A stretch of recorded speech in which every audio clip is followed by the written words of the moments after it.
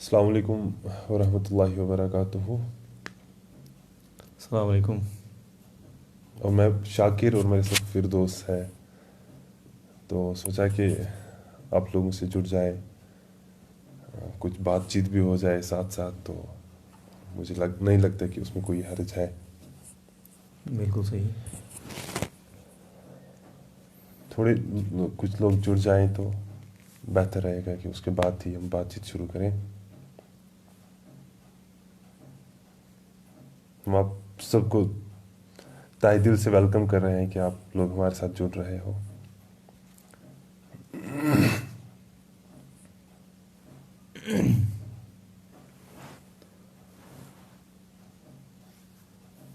एक दर्जन के करीब लोग जुड़ गए। अल्हम्दुलिल्लाह।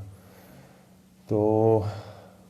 मुझे लगता है कई सारे इश्यूज़ है, थोड़ा हम उनके हवाले से थोड़ी बातचीत भी करें कि क्या क्या इश्यूज़ है, लोग क्या कौन से इश्यूज़ फेस कर रहे हैं।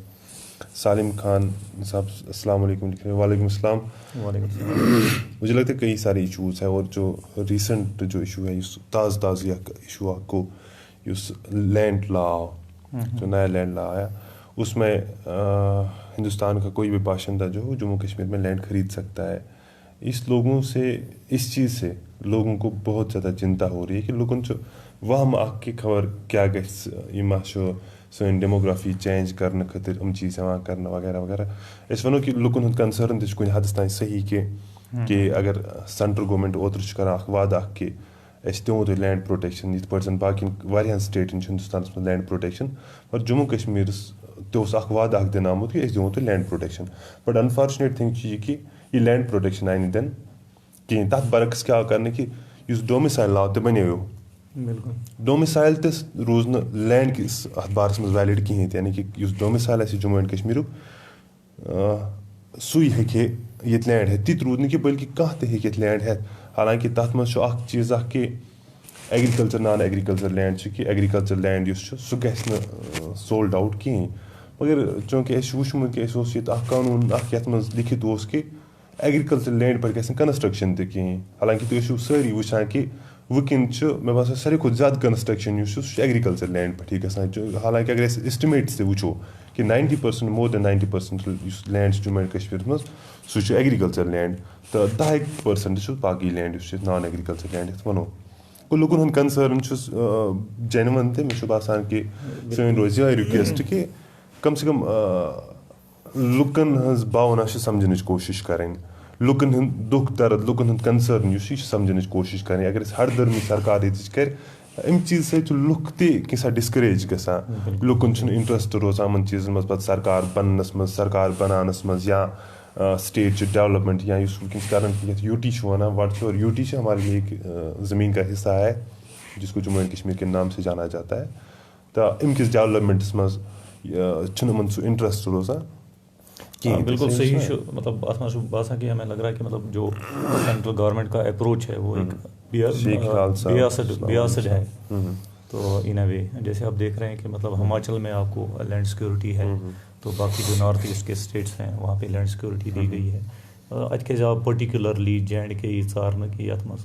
इन्होंने ये मतलब जो लैंड लॉ है नया लाया यहाँ पे, तो जिसमें कोई भी बाहर का जो बाशिंदा है वो यहाँ पे ज़मीन खरीद सकता है। तो दोम चीज़ ये मतलब मिले शायद फेसबुक पोस्ट मज एक लट कि मतलब इसमें ज़्यादा मतलब चिंता की जो बात है वो जम्मू के जो हमारे भाई हैं उनके लिए है। क्या मतलब कशीर रोजान disturb most of the time जमस मज सह प्रॉब्लम कहें। गो बोड़ इन्वेस्टर हिंदुस्तान या कैपिटलिस्ट सह रोज कि ज्यादा ये मतलब जमस मज इन्वेस्टमेंट कर या इनफैक्ट सह ये प्रेफर कर सह लद्दाख मज इन्वेस्ट कर बरक्स इसके कि कश्मीर मज। तो मगर ये कंसर्न मे बसान ज्यादा कशरी लुक समझा। तो मगर जमिक सन भाई या लद्दाख उनका जहन शायद इस तरफ नहीं जाता है, उनको इस तरफ की। हाँ अच्छा शुक्र हिंदी कार पे। चलो बह दिम सारे तुम सवाल जवाब कि ये सात चूँकि आर्टिकल 307 एब्रोगेशन या वन डायल्यूशन इनकेस एब्रोगेशन ये रिलेशन डिटरमाइन आम कर Jammu and Kashmir with the union of India तेल सह खत्म गोमुत। चूँकि आर्टिकल 307 आव हटाने कहें, आर्टिकल 307 कह क्लॉज आए हटाने यथ मज special reservation Jammu and Kashmir हम चीज़ बात में समझ बेसिकली कि वन कि आर्टिकल को एब्रोगेट, उसको एब्रोगेट नहीं किया। अगर उसको एब्रोगेट किया होता तो उसका मतलब है कि जो रिलेशन जम्मू एंड कश्मीर की यूनियन ऑफ इंडिया के साथ थी वो सीज हो जाती, बल्कि वो नहीं है। उसकी कुछ क्लाजेस थे जिसमें कई सारी special reservation Jammu and Kashmir amendment हो गई आर्टिकल की तम साथ मे बसान कशरू कंसर्नड सो ये गोस गन कि अमि चीज़ गन इफेक्टेड वो मे बसान कि आर्टिकल 370 हटुन डाक जनी बिल्कुल कि तथ खर सोन स्ट्रांग आर्गुमेंट ये कि अगर बाकी हिंदुस्तान बाकी स्टेट तमन अगर कहीं स्पेशल रिजर्वेशन डिफरेंट आर्टिकल तहत दिन आम जम्मू एंड कश्मीर अगर यह रिजर्वेशन दिन आम मे बसान कि यह हटाउन ज्यादती जम्मू एंड कश्मीर कन लुकन समें चीज़ इनफैक्ट ये तो एक शेल ही रह गया था, बाकी जो इसमें जो मेन पॉइंट्स थे वो तो कब के उसमें कहीं सारी पॉइंट्स चले गए, कहीं सारी थोड़ा कि मतलब जो इनफैक्ट जम्मू कश्मीर के लोग जो हैं इनकी मतलब उम्मीदें इस आर्टिकल से जुड़ी हुई थी तो उनको मतलब ठेस पहुंचाई गई। तो मतलब शायद New Delhi to Srinagar gap तो बिल्कुल ऑब्वियसली एलिमिनेशन गई थोड़ा तो चलो वो बहरहाल उम्मीद कि जम्मू एंड कश्मीर इंक्लूडिंग लद्दाख यानी erstwhile state of Jammu and Kashmir 5 August 2019 bro state तमन सारे लुकन सो दोख कि वन तो रिक्वेस्ट करा कि यूनियन गवर्नमेंट जो यहाँ किया है वो इस चीज़ को फिर से देखे कि अगर लोग खुश हैं, मुझे लगता है उससे बड़ी चीज़ कोई नहीं है। पे अगर बाकी स्टेटन दिन तो तुम नश क्या आर्गूमेंट कि तुम जम्मू एंड कश्मीर यह रिजर्वेशन दिवान कहीं कह स्ट्रांग आर्गूमेंट सह कहीं थे क्योंकि बाकी कुछ लोग पूछ रहे हैं किसी कुरैशी के बारे में, किसी के बारे में। मैं आपको यही एक बात बताना चाहता हूँ, ये कुछ लोग ऐसे हैं जिनको एक नैरेटिव क्रिएट किया गया है। तुम सो पकान तमन बेचार आमुत सबक दिन इत स्कूल ग तम गोड प्राइमरी मज ABCD सह ती पान, चाहे सो AB सही परें गलत हो सो पर दी तमिस पता मानी वगैरह तुम कि या उसका इस्तेमाल जो है कैसे किया जा सकता है तमिस सह चीज़ पी मगर सह रोजान पान तमिस पी मजबूरी तम साथ इथे पे कहें लूकन आमुत सबक दिन पान उमन बेसिकली आर्गूमेंट कहीं ते आर्टिकल हटो हिंदुस्तान से बड़े रिलेशन मे तरह फिक्र कि कित बड़े रिलेशन हिंदुस्तान से रिलेशन तो आर्टिकल्स तो कुस वाट कुस कनेक्शन मे बसान आर्टिकल 370 सत स्ट्रांग रिलेशन लुक सरकार नश दूर गमत कि मेन स्ट्रीम से लोग दूर नहीं गए थे। आज मे बसान कि लुकन कुन हदस तम कम इंटरेस्ट गुमत main stream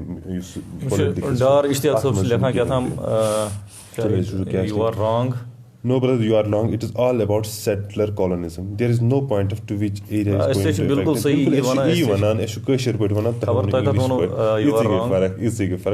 affect. AIP stand on election in UT once. Irfan Qureshi सब लिखान दपान कि AIP क्या स्टैंड इलेक्शन UT मज लड़न। सर इरफान साहब शुक्रिया तुम सवाल खतर। गोडनेथी AIP political party we believe in democratic rights तो यह मतलब सवाल वो यह शायद कबल अज वक्त तो अम खतर मतलब कोर कमेटी मीटिंग गि तो तथ मज इरफान साहब यह बिल्कुल अपोलिटिकल चाहे क्या एफिलिएशन कह एफिलिएशन कहीं ते कि बह पन्नस पानस आयुक नफर तो बेसिकली यह पॉलिटिकल सवाल मे बसान तुम तुम बड़ बार जर्नलिस्ट तुम कुन इनवाइट तो उन पृछतो यह क्या स्टैंड इलेक्शन पे तो यह तुंद कंसर्न बड़ जेन्युइन कंसर्न तो गो being a journalist you should invite him to your office someday and ask him these questions. My pleasure, sir. बिल्कुल ऐसे करान ये कि उमन हिसाब किताब तुम पृछतो रटो मतलब सिंपल डिस्कशनस मज कुन तो कि अगर से वनान यह चीज़ अम सह गई हिंदुस्तान से रिलेशन स्ट्रांग मे वन यह कित पे गई रिलेशन स्ट्रांग वो अगर कह चीज़ फिक्स ना कर उसके लिए एक फार्मूला होती है, एक कोई चीज़ होता है जो उसको फिक्स करता है। फॉर एग्जांपल लकड़ पीस कर फिक्स अत खत फेविकोल जरूरत ये फेविकोल लगे ना यह गि फिक्स और अगर दो लोगों को जोड़ना है ना, उसके लिए उनके बीच कोई ऐसा मुद्दा आना चाहिए यमन ब्रोह मज बाग उस कह तुथ चीज़ा इन कह तुथ मिठास सा इन यम सत रलहन पान वन यथ पे अगर जन अस नफर वकिन बिहित अस अगर पान वन तकरार गस ना यम सा यसान कि यह गोस यह फोन दुन मे फॉर एग्जाम्पल बह दिमस फोन कहीं मगर अमिस अत पे कह हक अत फोन बह दिमस कि गो अस बढ़िया वक्त तकरार बढ़िया सन रिलेशन लज खराब गसने इथे पे कि यम सात चीज़ रच कर तथ बिहित हालांकि उसमें अमेंडमेंट्स कई सारी हो चुकी थी कि तत कम फायदे तम सत रोजान मगर वो सेंटिमेंट तो वो सात सह हटो गो सन गो दिल दुख्यो अस गई अलग अलग बे गई दूर लोग सह रिलेशन रूज न तम आय कहें तो सही कि ना लिखान बे अस्सलाम वालेकुम वालेकुम सलाम पीरज़ादा आसिफ सब एग्रीकल्चर शेख हिलाल सब लिखान agriculture land can also be sold to non agriculture simply the committee have to give consent for it exactly अत DC सबन ऑर्डर पेवान अगर यह ना कर DC सबन ऑर्डर इवन कि हेको एग्रीकल्चर लैंड ट्रांसफर कर नॉन एग्रीकल्चर मगर तथ खत DC सबन कंसेंट आसन तो यह पता कि सात DC सबन कंसेंट सह तमिस हेकन पार्टी तमिस फोर्स कर या तुथ आर्गुमेंट कर मोटिवेट कुन नत कुन तरीक मगर बहरहाल it's totally against of the people right यह हालांकि जमिक लुक रूद अत बारस मज कम सपोर्ट बार बार करान कि आर्टिकल 307 या हालांकि आर्टिकल 307 पत् द्राय वारिया लुक तत तिहुंद शुक्र गुजार कि तमो समझो कि सन नो एनवाजन जनरेशन तिहुंद समझो कि तमन गोस नुकसान गसन कहीं तमन गोस पगह बेसिक इशून खतर पे लड़ने कहीं कॉन्स्टिट्यूशनल राइटन खतर गोस तमन पे लड़न कि बल्कि तम गस पन फ्यूचर बनानस में लगन हालांकि अगर वुकन स्टैंड गसान कि जम्मू एंड कश्मीर किस फ्यूचर नौजवान जो हमारे बच्चे हैं लकट लकट शुर तमन तोस सन पे स्ट्रगल कर कि तमन तोस सन पे कॉन्स्टिट्यूशनल राइट्स से तमन खतर लड़न पे कहीं बल्कि तमन गस इन हैंड अवेलेबल आसन तो तथ खतर मतलब पन स्टैंड चाहे हम जिस प्लेटफार्म पे लिखते हैं या जिस प्लेटफार्म पे बोलते हैं या जिस प्लेटफार्म पे डिस्कस करते हैं या हमारा यही कंसर्न है कि हमारे बच्चों को भी कोई लड़ाई बल्कि तमन को आसन ना ऑन प्लेट एवरीथिंग तम गस पन फ्यूचर में बाकी हिंदुस्तान बाकी स्टेटन या यूटीन हंद नौजवान या शुर पन फ्यूचर बनावा पन स्टडी करान बड़ बड़ मतलब बज असल असल काम करान या एजुकेशन में एक्सेल करान कि जम्मू एंड कश्मीर लड़के तोस कर तिथे पे अमिस गस प्रॉब्लम गई इत पे डोमिसाइल लॉ बनो डोमिसाइल लॉस मज वो प्रॉब्लम कचा हालांकि सोन एजुकेशन सिस्टम तुथ कि लगान ये ग्रेजुएशन करनस 5 वरी 6 वरी लगान PG करनस 4 वरी लगान यानी कि सोन फ्यूचर गसान सोरे बर्बादी ये नौजवान वोतमुत 30-35 वोर ये मकलान तमिस पोस्ट ग्रेजुएशन PhD ऑलमोस्ट मे 35 पे 38 वरिस तम ग कम्प्लीट पत् क्या कर कम्प्लीट दिल हंद स्टूडेंट सत round the year facilities round the year available सोरी क्लासेस वगैरह हे कोचिंग हे सह नित ये गसान सैनिस बच्चस कम सात आज आव नवंबर आव वन गई छुट्टी क्या शीन पे 2-4 दिन पे शीन अमिस गई छुट्टी पत् गई मार्चस में स्कूल अत दौरान हेकान यह स्टडी कर तम आय कहीं तो गो ये अम सुन कंपटिशन हमिस बच्चस सत दिल्ली हंदिस या केरला किस या बाकी स्टेटन हंदिस बच्चस सह it is near impossible thing तो अम क्या अम सान जॉबन मज इनक्रोचमेंट तवे यसान कि जॉबन मज तम आय रिजर्वेशन आसन गई particularly Jammu and Kashmir resident अमिस खतर गस पर सह चीज गसान कि अम आय समझा कि गस अम आय समझा कि यह सह मतलब यूनियन गवर्नमेंट सेंट्रल गवर्नमेंट तमें सोद बसान कि यह लड़ाई हमले करान त्रोक नशर त्रोक न कहीं तो मतलब अस तरह फिक्र कह कोर्मुत क्या अगर सरकार बना प्रत कुछ स्टेट उम्मीद आसान यह गरस जुट सारे कर जुट उम्मीद आसान कि यह कर रहमी अम वात फायदे कह यह नी तुथ कह डिसीजन सैनिस बारस मज यम फायदे वात मगर वुकन सूरत हाल तिस कि सरकार बनियोम यह सोद असॉल्ट करान जम्मू एंड कश्मीर के लुकन पे यानी कि जो भी कानून आज तक बना आप मुझे एक कानून दिखा मे बासा कह तुथ कानून यम जम्मू एंड कश्मीर के लुकन राहत वाज क्या बासान या इथे पे कोर शायद तो पाई कि सह गो अप्रूव गो सो 22 to 44 ईयर्स अगर सर्विस या एज 44 है या 22 ईयर्स सर्विस आए तो उसमें मतलब गवर्नमेंट ने ये कहा कि मतलब गवर्नमेंट हैव द कॉम्पिटेंस मतलब यम हेकन वही ताम पत रिटायर करित अगर मतलब इनएफिशिएंसी को देख के। लेकिन मसला है कि लॉ इतना ओपन एंडेड है, ये इतना ओपन एंडेड कि इसको मिसयूज भी किया जा सकता है। Obviously it's meant for that, मतलब इट्स मेंट फॉर दैट। सिर्फ कथा है एक मिसयूज कैसे वह ये मतलब ड्रामा क्या रहा होगा जो हमारे लोग जिनको जॉब कहीं से मिली है तुम उनको ड्रामा है कि तहजन फैमिली को ड्रामा ये गसान कम ये मज पता ये गवर्नमेंट जॉब्स पे सारी ये प्राइवेट जॉब अगर तमस मिल गो रिश्ते तहन ये बड़ बार प्रॉब्लम कि प्राइवेट जॉब वलिस रिश्ते मिलान कि इसलिए गवर्नमेंट जॉब खुद अगर सह क्लास 4 ये बच्चस पे ये नौजवानस पे गवर्नमेंट जॉब हासिल कर गिने चुने कहें लुक अत मज कहें कह पान कर चाहे सोशल वर्कस मज या बाकी चीज़ करान प्राइवेट सेक्टर को लेके काम करते हैं तुम कम लुक यम साथ गवर्नमेंट जॉब्स ना नफर करान तम सह गई कर कैलकुलेशन 60 वरिश में रिटायरमेंट सह कर कैलकुलेशन तनख्वाह कोत बना कमीशन तामत सह ऐड कर पान सह रटान नफरस वन 7th पे कमीशन गसान पत कोत हुरान 8th पे कमीशन गम सुकार गम तथ कोत हर यह सारी कैलकुलेशन थवा तुलित तुलान बैंक नश लोन ये लोन तुल लागान मकान बनान शुर परनानस यु सोरी कोर वो हिसाब कर तमिस पता मे इंस्टॉलमेंट रपस 5,000 8,000 नम रीत गर या 10,000 अत खेन चन कर यह कैलकुलेशन कर युथु यमस दोपुक वो दोपस है चे हेको 22 वरी कड़ित मतलब चे गई 22 वरी सर्विस चे हेको कड़ित या चे गई 34 वरी एज चे हेको कड़ित गोडनथ आस लोगमुत ये ऑलमोस्ट मे मसा लगान ये 40 ओवर एज गसन 38-39 वरिस पे सह लगा 4 वरी हेकनस कड़ित सनिस तुम यह क्या कर यह वकिन कह टीचर फॉर एग्जाम्पल सैनिस स्कूलस मज शुरन पार्न ये अमस युथु चीज गो कि दोपस चे हेकोत वो कड़ित 34 वहरा वजी गई चे हेकोत कड़ित सह पार्न शुरन कि सह कर यह मसल कि हालांकि there are many other ways अत मज कहें शक कि सान गवर्नमेंट डिपार्टमेंट मज करप्शन यानी कि सो मतलब इनएफिशिएंसी मतलब करनस मज लगा ज्यादा लेथर्जिक लुक इसमें कोई शक नहीं है सारे नहीं है कुछ लोग है तो लेकिन उस चीज को डील करने के लिए हमें कई और सारी चीजें एंटी करप्शन के जो इतने लॉज हैं उनको प्रैक्टिकलिटी में लाओ एग्जैक्टली कई सारे और वेज वो गसान क्या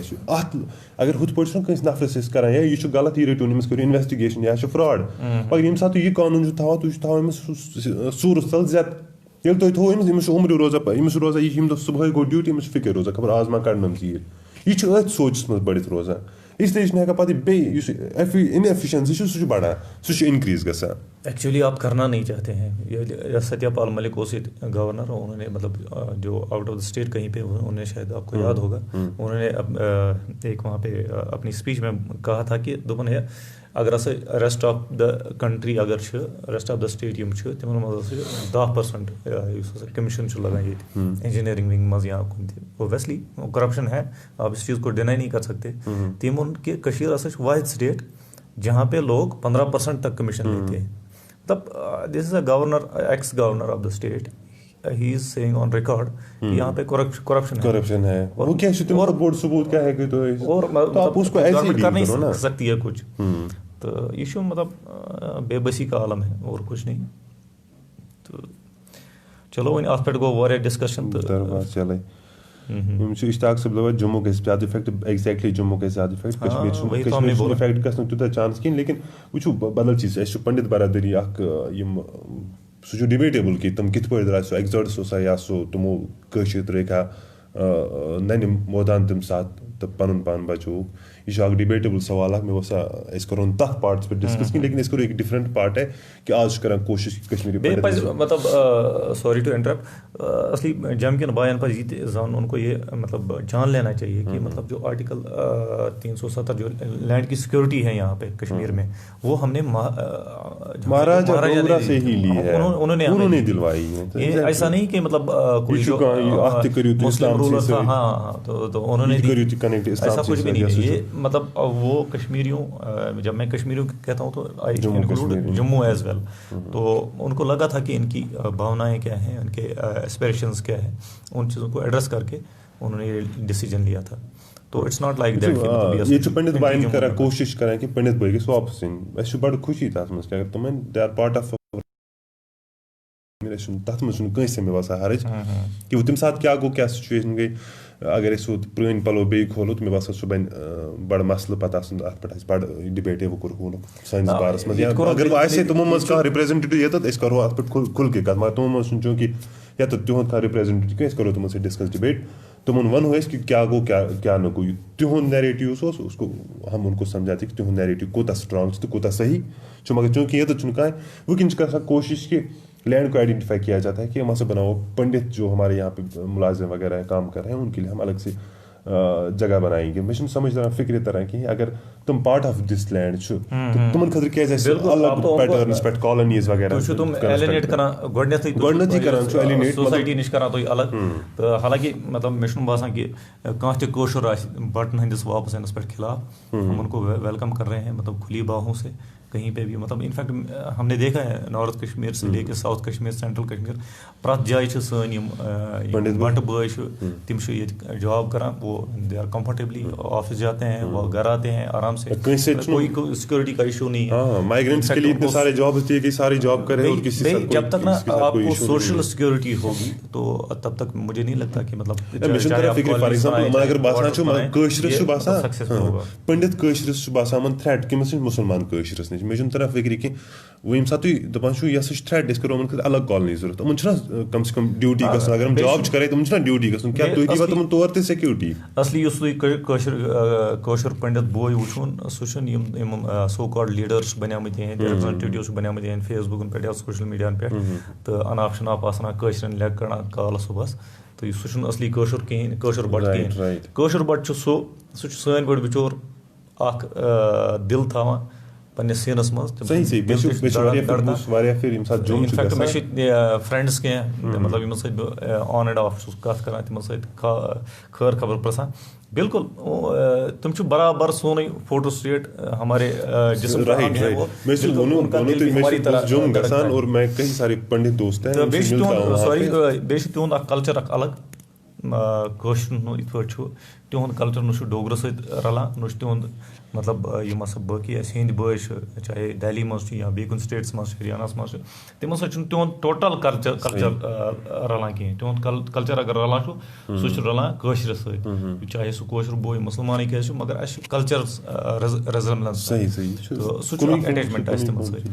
तो ना मैं सात जुम गसान बट बॉय समकान तमन सत बार बार कत कर मे तरह फिक्री कि ना टीवी पे सह बट सह कत मे तरह फिक्री सह पज पे हूं बट कि बे कह सीरियसली बहुत दपान मे टीवी पे तुम बट सूजमुत यह कत यह ना सोन रिप्रेजेंटेटिव वह प्रोजेक्ट कर रिप्रेजेंटेटिव यह कंस्पिरेसी यह सोन नाव कर बदनाम और टीवी पे जो जहर उगला जा रहा है ना तम सत बड़ प्रॉब्लम कि ये मुसलमान बटस खिलाफ गोमुत बट मुसलमान खिलाफ गोमुत क्या पे बीकिस मौलवीस ते आना कशरस तमस दाड़ रसा रचित सह वन हमन खिलाफ मतलब करान गोड स्टार्ट गसान तती यह कि सान दिल मा जुड़न कुन जाए दिवान सह चीज कि सह लितर लगान तती यह बड़ बार प्रॉब्लम पे समझन कोशिश करें चाहे सन बट बॉय या मुसलमान बॉय उन पे अकिस ताल्लुकात बढ़ावन पे जान कि असली बट क्या असली मुसलमान क्या वो बाकी टीवी बट तो टीवी मुसलमान सह डिफरेंट थिंग सह और आमुत कत तम पे तमस मत सन खुदाई सन पास कहें सह कर कतल अगर तमस तम थो कह बरादर कह लेखा बे वन गौहर रमजान सब तस अकिस दिख तलाक तम वोन सान वन दरवाज यल निसार शाहीन साहब नाइस डिस्कशन शुक्रिया Nisar Sahab Ibn Kaiser can demography change in Kashmir Ibn Kaiser ये कैन डेमोग्राफी चेंज इन वो बेसिकली मतलब अलग इशू है लुकन हो जाए या ना हो जाए एक तो कोशिश तो मार लुकन एप्रीहेंशन ना तो इस पे एप्रीहेंशन एड्रेस करन सु गसे न गसे इसकी मे बासा मतलब कंस आइडेंटिटी खत्म करने कोशिश करने कि सह क्या रोज शांत तमिस क्या सह चीज़ बर्दाश्त तो गसन लायक बर्दाश्त कहें कह ये खुदा हिंदुस्तान आइडेंटिटी चेंज कर तो कुछ ये हिंदुस्तान यसा तो यह इथे पे कह ये बंगाल वल आइडेंटिटी चेंज कर तो बंगाल वोल यसा सह कर रिएक्ट तम सात कह ये कशर आइडेंटिटी चेंज करने कोशिश करें तो मे बासा कशरस ते क्या तो लोन जान लिखा अस्सलाम वालेकुम वरहमतुल्लाहि वबरकातुहू प्रोग्राम वारिया असल शुक्रिया Lone Jan Sab highly qualified youth engaged into JK SPO engagement SPO retire SPO तमाम के पेंसिल यह बड़ा अलमिया कि पेवान ये वन पुलिस सत आर्मी मज लुक लागन सन नौजवान पुलिस तो आर्मी मज लागन मतलब मे तरह फिक्र कह कि अत सेक्टरस मज क्या एम्प्लॉयमेंट दिन कोशिश कर हालात गवर्नमेंट जॉब बहुत गुमत सवार बे बदल चीज कि मतलब अस क्या अथी मज ज्यादा अपॉइंट करने जरूरत इत हालात बनियोमत कि मे तरह फिक्र कि बहुत दपान कि मे बसान आज गई 60-70 वरियस यी वुचान कम से कम 30-40 वरी गई ज्यादा यी वुचान तो वन तु हालात तमन सिचुएशन मतलब 5 अगस्त ब्रोह मे याद कि हालात डिफरेंट अक्स पॉइंट्स पे आमत मतलब लुक बड़ा माहौल बनियामत बड़ पीसफुल माहौल 5 अगस्त बदकिस्मती सान गो तम सत बे सिचुएशन बने डिफरेंट वुन कि मतलब लुकन हुंद मूड अलग आमुत बे क्या लिखान Ashu official, most of the mainstream parties in Kashmir who oppose the centre's August 5 whose leaders were put under detention for months have now come together under a single banner called the People's Alliance for Gupkar to discuss please. Which कैसा उन खुशी हज कत कि ये political party गई इकट्ठे ताकि हम एक बड़े कॉज खतर लड़ा मगर कह चीज़ तथ मज अनफॉर्चुनेट थिंग कि मे बासान तम एड्रेस करने जरूरत मतलब कह पार्टी जम्मू एंड कश्मीर तुमन कोर्क इनवाइट गो गुपकार डिक्लेरेशन मे बासान सरकारस पे सरकार के गुपकार डिक्लेरेशन अलायंस पार्टनर सारे पार्टी करें मे बासान अत कर बहुत थोड़ा ऐड बुनियादी लुकन बासान कि बेरोनी कि मतलब यह असल स्टेप शाहिद मलिक साहब अस्सलाम वालेकुम मगर मेन कह सवाल गुपकार डिक्लेरेशन या अमिक एलाइज मे वो सिंपल सवाल मे वन इहुंद यम क्या जुड़ाई नहीं तम सात यमो BJP जोर दितुक वन सह केक ऑन द प्लेट तम सात तम सात NCPDB क्या जुड़ान तम सात क्या जुड़ान पत गो चांस तम सात दोम चांस आव तम सात मुफ्ती साहब गुजरे गए राम तहक तम पे असल चांस हेन पत BJP डिजाइन विजा विज J&K इन लजे पाई हेकान तम पे तम सात अलायंस बनाई तम सात रोद नेबर ठीक तो तम पे बेवजी मतलब सरकार नी सपोर्ट नी BJP कड़ित इनफैक्ट तम पे चांस ठीक पे करे तो मगर वन सह शाल चलित बटन लोर तो यमो करे पे गई सह फैक्स मशीन तो दोम चीज पान फरमो कि मतलब सिलेक्टेड पार्टी गई अत बासे कि ना यम हसा कर सैनिस अलायंस इसमें अकाउंटेबिलिटी चाहते हैं या ये अत मज कि प्रैक्टिकलिटी गस आसनी वन गुपकारस मज तम पार्टी थाक यमो neighbour this is unfortunate thing वह बदल चीज बे चीज मे गुपकार डिक्लेरेशन वाले यह मैसेज यसान दिन मेनी मैसेज कि बल्कि मे बासान most of the people of Jammu and Kashmir specially youth of Jammu and Kashmir तुम यसान कि वो गुपकार डिक्लेरेशन बने यह लुकन हज फॉर एग्जाम्पल तुम People's alliance for Gupkar declaration मतलब यह लुकन हंद अलायंस फॉर गुपकार डिक्लेरेशन मगर लुक तथ मज कहीं लुक इन द सेंस बह वन कि तथ सपोर्ट कर मे बासान सह ना इंसाफी बह कि लुक सपोर्ट कर मगर अगर एक बड़ काज खतर लड़ान तुम यह पूरे जम्मू एंड कश्मीर कन लुकन हंद कंसर्न मगर मैं तो तुम हमारे ट्रेडर्स एसोसिएशन हमारे स्टूडेंट्स एसोसिएशन हमारी बाकी सारी एसोसिएशन जो हमारी सिविल सोसाइटीज है उन सारे लोगों को इनका इन्वाइट करके एक डिस्कशन करना चाहिए था उन पैसे ये एक पूरा रोड मैप बनना चाहिए था कैसे काम करना वो मुफ्ती साहब या उमर साहब नारान या महबूबा जी नारान तुम या बाकी लीडर हजरात नारान तुम पे एरिया गसान तक स्पीच दिवान मे बसान यह अमे सत मसला हल कहें कंसेंसस क्रिएट करें कि लुक गसन सपोर्ट करें पीसफुल बड़ पीसफुल मूवमेंट चलावी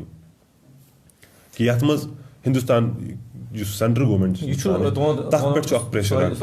शाकिर साहब तुंद वन बिल्कुल मतलब वाजिब तुम वन कि मतलब पीसफुल मीन्स हसा करो यह मगर ब्रोह द्रामत हमें वो इजाज़त नहीं दी जाती है आपकी मतलब तुम करो पीसफुल प्रोटेस्ट या डेमोक्रेटिकली पन कथ मनाने तरीक़ तुम करो तुम इस्तेमाल मगर हम उस चीज़ से काफ़ी आगे बढ़ चुके हैं अस मतलब अगर मामूली कह करान अगर प्रेस कॉलोनी प्रोटेस्ट करो अगर ठीक है अगर ये सरकार वयान तो ठीक अगर न तो आप एंटी नेशनल की लेवल लग जाती है and you are booked under draconian laws ठीक तो मे बासान वनकस we have to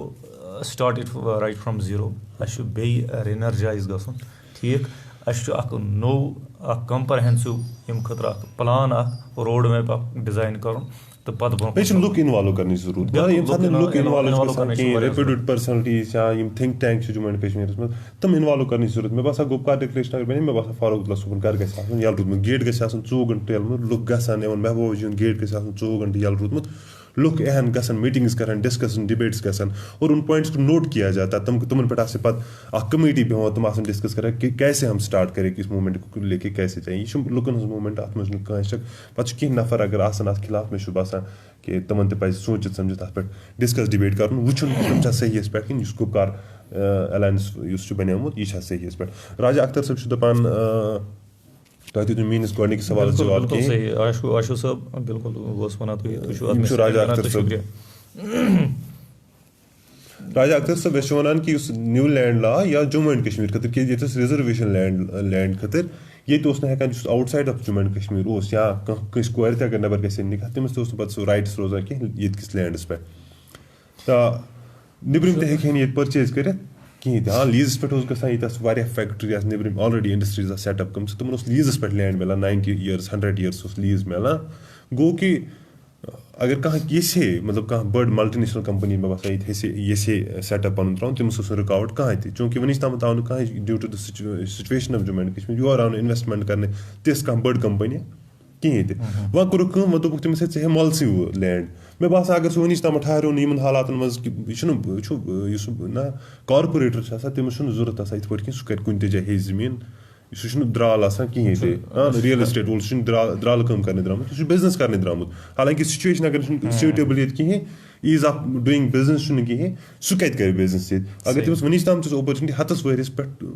اوس تٔمِس یہِ مِلان لیٖزَس پٮ۪ٹھ لینڈ ییٚلہِ تٔمۍ وٕنِچ تام اِنویسٹ کوٚر سُہ کَتہِ کرِ آز اِنویسٹ. مگر وۄنۍ یُس قانوٗن بنووُکھ وۄنۍ دوٚپُکھ ہے سُہ کٔرِنۍ کٲم سُہ نِیِن زٔمیٖنی مُلہٕ منٛزٕے. تَتھ منٛز چھُ ایپرِہینشن کہِ جموں گژھِ زیادٕ اِفیکٹ جموٗس منٛز گژھِ یِتھٕے پٲٹھۍ زیادٕ تَتِچ یُس کلچرل آیڈینٹٹی ٲس سُہ گژھِ تَمہِ سۭتۍ اِفیکٹ یا تَتِکۍ یِم لوکل بِزنس مین ٲسۍ تِم گژھن اِفیکٹ. برادر کینٛہہ چھُ پرژھان انجیٖنر رشیٖد صٲبنِس بارس منٛز یِم چھُ شاہد صٲب تہٕ بیٚیہِ تہِ چھِ کینٛہہ دوس یِم پرژھان چھِ أمۍ سٕنٛدِس بارس منٛز وَنہٕ بہٕ کہِ انجیٖنر رشیٖد صٲب ییٚلہِ ایبروگیشن آف آرٹِکل 370 گوٚو لاسٹ یِیَر تہٕ تِم نی ییٚتہِ NIA بُلٲیِن NIA بُلٲیِم دہلی تہٕ تَنہٕ پٮ۪ٹھ چھِ تِم یہِ حظ یہِ تِہاڑ جیلَس منٛز. تہٕ اَنفارچُنیٹ پارٹ چھُ کہِ یِم ییٚتہِ پُلٹِکَل پارٹی چھِ مین سٹریٖم پارٹی چھِ یِمو ہیوٚت نہٕ تِہُنٛد ناو زٕہٕنۍ انجیٖنر رشیٖد صٲبُن کہِ تَتھ چھُ اکھ مطلب ایوِڈنٹ وجہ چھُ یہِ چیٖز کہِ یِم زَن پارلِمینٹَس منٛز مور دین 1 lakh ووٹ نیوٗ تہٕ یِمن باسیو کہِ سٲنِس سالمیتَس چھُ انجیٖنر رشیٖد خطرٕ ٹھیٖک تہٕ تَمہِ موٗجوٗب چھُنہٕ أمِس یِہُنٛد ناو یِوان کِہیٖنۍ تہٕ یِمن چھُ باسان کہِ نہ اگر یہِ آو أمِس چھُ لُکن ہُنٛد سپوٹ لُکن ہُنٛد سپوٹ چھُ أمِس چھُ یوٗتھُک سپوٹ ییٚتہِ تہٕ یہِ ہسا بَنہِ سٲنِس یُس یہِ اِقتِدار آسہِ جمومُت چھُ یہِ ہسا یہِ آسہِ مطلب کٕلیم چھُ کران یَتھ پٮ۪ٹھ جموں کشمیٖرچہِ حکوٗمت یہِ ہسا چھُ اَسہِ دۄن خاندانن خٲطرٕ تہٕ یِمن چھُ باسان اَتھ یہِ خطرٕ یِہنٛدِس سالمیتَس تَوَے چھُنہٕ أمۍ سُنٛد ناو یِوان کینٛہہ. مےٚ باسان ییٚتہِ چھُ بَڑٕ المیا چھُ ییٚتہِ کہِ انجیٖنر رشیٖد صٲب چھُ NIA چہِ کسٹڈی منٛز. مےٚ باسان مےٚ چھُنہٕ کٕہٕنۍ دِقت اگر NIA تٔمِس اِنویسٹِگیشن چھُ کران اگر تٔمِس کانٛہہ کیس چھُ تٔمِس چھُ کانٛہہ چیٖز کانٛہہ فراڈ وغیرہ کوٚرمُت تٔمِس گژھِ تمیُک سزا میلُن تَتھ منٛز چھُنہٕ مےٚ کینٛہہ. حالانکہِ یہِ انجیٖنر رشیٖد کی پارٹی کے خاص لوگ ہے اس کے خاص اپنے بندے ہے بہٕ چھُس یِمن برونٛٹھ کِنۍ تہِ وَنان کہِ اگر تٔمِس غلط چھُ کینٛہہ مگر بہٕ چھُس یژھان کہِ بہٕ چھُس یژھان کہِ اگر وۄنۍ چھُ انڈر ٹرٛایلٕے سُہ مےٚ باسان تٔمِس چھُ حق اکھ کہِ سُہ ہیٚکہِ گرِکٮ۪ن سۭتۍ تہِ روٗزِتھ سُہ چھُنہٕ کانٛہہ تیوٗت نفر حالانکہِ تَمہِ دۄہ تہِ آیہِ نہٕ تٔمِس NIA یور ایرٮ۪سٹ کرنہٕ کینٛہہ I was continuously مانِٹرِنٛگ the situation تِمن دۄہن تٔمِس آیہِ نہٕ اِنویسٹِگیشن تِم یور کِہیٖنۍ حالانکہِ اس کو نوٹِس مِلہِ کہِ آپ اِس دِن رِپورٹ کرنہِ وہ رِپورٹ کرنہِ گٔیا سُہ ووت تور گوٚو یہِ چھُنہٕ اکھ کِرٛمنل نفر کینٛہہ أمۍ چھُ قتلا کوٚرمُت یہِ چھُ ووت ژلان تہٕ پتہٕ اوٚنُکھ رٔٹِتھ گوٚو اگر مےٚ چھُ باسان حالس فِلحال گرٕ تہِ ترٛاوہونَس ییٚمہِ ساتہٕ کوٹَس منٛز ہِیرِنٛگ آسہِ تَمہِ ساتہٕ نِہنس کم سے کم سُہ تہِ ہیٚکہِ پنٕنٮ۪ن گرِکٮ۪ن حالانکہِ پٔتمہِ پھِرِ وٕچھ مےٚ تٔمۍ سٕنٛدٮ۪ن بچن ہُنٛد ویٖڈیو تہٕ بڑٕ ترس آو اِنسانس کہِ یِمن سۭتۍ کیاہ چھُ بیٖتان تٔمۍ سُنٛد فادرٕ سُنٛد ویٖڈیو سُہ اوس ودان تہٕ مےٚ باسان یہِ چھُنہٕ آن ہیوٗمینِٹیرین گراوُنڈس ترٛٲیتُن کم سے کم خۄداے سٕنٛدِ پاس فِلحال یَلہٕ حالانکہِ سُہ تہِ روزِ ہا پنٕنٮ۪ن گرِکٮ۪ن سۭتۍ باقٕے یُس اِنویسٹِگیشن آسہِ أسۍ چھُنہٕ یژھان تَتھ منٛز گٔژھ نہٕ کانٛہہ تہِ اِنٹرپشن گژھٕنۍ اِنویسٹِگیشن کیاہ آسہِ قانوٗن یُس چھُ سُہ کرِ پانے فٲصلہٕ کہِ سُہ چھُ غلط کِنہٕ صحیح چھُ. ییٚتہِ چھُ لیکھان بیٚیہِ تہِ کینٛہہ وٹ ایباوُٹ انجیٖنر رشیٖد صاحبس مےٚ باسان تۄہہِ میلیو سارنٕے جواب وٹ ایباوُٹ انجیٖنر رشیٖد یہِ یِم ٲسۍ لون اعجاز صٲب بیٚیہِ بِلال وانی صٲب یِم تہِ ٲسۍ لیکھان انجیٖنر رشیٖد سُنٛد तो नासिर क़वामी सब लिखा what are you doing for him engineer Rashid release ठीक हजरत कंटिन्यूसली तुम वुचान AIP कंटिन्यूसली स्टेटमेंट दिवान प्रत कुन इशूस पे तो अनफॉर्चुनेटली मतलब ये मीडिया पन कंपल्शन सोन स्टेटमेंट निवान तिथ पे मीडिया मज कहें तो यू कैन मतलब very better understand it yourself तो तथ क्या कंपल्शन तो इंशाल्लाह we are political party we are there on ground प्रत जाए इंशाल्लाह काम करान तो इंशाल्लाह वी विल नॉट सकम नासिर क़वामी सब लिखा शो मी वन स्टेटमेंट अच्छा गो बेली they have no road map Gupkar declaration is confined to 6 people not 6 parties why they are acting as mute secretary on Engineer Rashid who was member of the same house तो बेकार बात में ये चीज ऐड की मतलब ये नासिर से बिल्कुल ऐसे ये अप्रहेंशन भाषा शाकिर साहब सॉरी युस अप्रहेंशन भाषा मतलब पचमे वरी के मतलब ये they are going to abrogate article 370 तो it was engineer Rashid who called all parties meeting right तो उनकी मेन स्टोरी थी कश्मीर पेट्रियट्स में एक डिटेल स्टोरी की है आप देखिए बिल्कुल आपका शुक्रिया बिल्कुल आपने स्पेक्टेटर यही कुछ हेडलाइन थी आप इंजीनियर रशीद लिख के न्यूज़ में गूगल की न्यूज़ वन स्टार और आप गूगल में जाइए आप वहाँ पे पीरज़ादा शाकिर लिखिए या इंजीनियर रशीद लिखिए या AIP लिखिए या गुपकार डिक्लेरेशन लिखिए फिर गूगल जब करोगे तो फिर न्यूज़ सेक्शन में जाना कश्मीर पेट्रियट में एक डिटेल्ड स्टोरी है ऑलमोस्ट 1500-2000 वर्ड्स एक बड़ी वेल रिसर्च्ड स्टोरी है आप उसको पढ़िए ज़रूर उसमें मैंने सारा वो डिस्कस किया है बड़ी बैलेंस्ड स्टोरी है मैंने कहीं एक पक्ष नहीं लिया है किसी का उसको बैलेंस करके लिखा है बेशलकान बिलाल वानी सब व्हाट आर यू डूइंग सब बिलाल सब से मिलो जवाब शायद सब से मिलो बेशलकान Furqan Qureshi AIP should come forward to discuss बिल्कुल आशु साहब ये तो अपने आप को रिलेवेंट रखने के लिए जेएंड के पॉलिटिक्स में ये बस ये ड्रामा रचा रहे हैं क्या बोलते हैं गुपकार डिक्लेरेशन वगैरह और कुछ नहीं है This is old wine in new bottles, I must say. But Nasir क़वामी show me one statement where these 6 leaders issued statement on his illegal detention from Gupkar to Nawaz Subuk. Nobody, not at all. जनाब बिल्कुल मैं छुन खास पर कोनो में नजरी की है नासिर से शुमाना कि मैं गोनो तो स्टेटमेंट नजरी की है कि आप तो मुझसे कत कर मस के क्या है तो कंपल्सन वाला छुन तो स्पोक्स पर्सन ते कहा है तो उस तहन बदल कत कर है कंपल्सन वही है तो वो कर वन हो इस तमन तो मगर तमन ते मास हो से तो आर्गुमेंट है तो क्या है वो रब से बेहतर जाना क्या आर्गुमेंट आज तमन तुम छुन कत करें कि तो मगर मैं बासा कि कानून ते कॉन्स्टिट्यूशन राइट ते कि अगर ये चीज़ आसना इस पे कत करें कि ये मुल्क तम कॉन्स्टिट्यूशन सह तम लुकन हज रखवाली कर बेसिकली बनामुत तमन लुकन तमन तन लुकन खतर बनामुत तन लुकन फैसिलिटेट कर खतर बनामुत बे मे बासा यह रूलिंग पार्टी फैसिलिटेट कर खतर ये चीज़ पे अंडरस्टैंड कर गवर्नमेंट्स मज तमस पे अवकातन मज रोजन ना बह शायद कॉन्स्टिट्यूशन मालिक तो बह कुन तरीका यूज कर सह तम बदगुमानी तो हालांकि पावर रोजान ये authority it has to end one day तो ये अथॉरिटी कतन आज आज रिसेंट मिसाल ट्रंप से अथॉरिटी वो एथोराइज्ड नहीं है वो स्टेटमेंट जो दे रहे थे या जो कुछ कानून पास कर रहे थे तो वो हेक तुम चीज़ कर वो लिमिटेड सफेर मे बस तथ सफेरस मज गोस इंसान कर ती कि लुकन खुश गि न कि पन गर भरो या पन सो एटीट्यूड हो कि बह हेक प्रथ कहीं कर the thing about this damn Gupkar declaration is totally based actually they are putting themselves people's good mind बस आत करो तो है इस बार OS जरगस हाई OS जरगस JKWP क्या को JKWP क्या पता JKWP शौकत पंडित सब अच्छा वर्कर्स पार्टी ठीक workers party on papers it is working on papers so तती कागजन पे not worth to discuss not worth to discuss यह करान तुम टाइम तुहद टाइम गई जाए तुहद टाइम कम तुम बड़ ख्याल तो मे बसान तुहद टाइम जाय कर करो तथ पे कत तो बे शौकत पंडित सब तुम लाइव वुचान शौकत पंडित सब मूजूब क्योंकि इंजीनियर साहब के खास बंदे हैं तो यम BDC ते तो बे बड़ बेहतरीन एक्टिविस्ट शौकत साहब हम आपके शुक्रगुजार है आपने इंजीनियर साहब की बात की शुक्रिया सर ये नाम नबी लेफ्ट है नाम नबी उसका अपना कैरियर है उसकी अपनी आइडियोलॉजी है उसकी मर्जी मैं तो इतना ही कह सकता हूँ पन फ्यूचर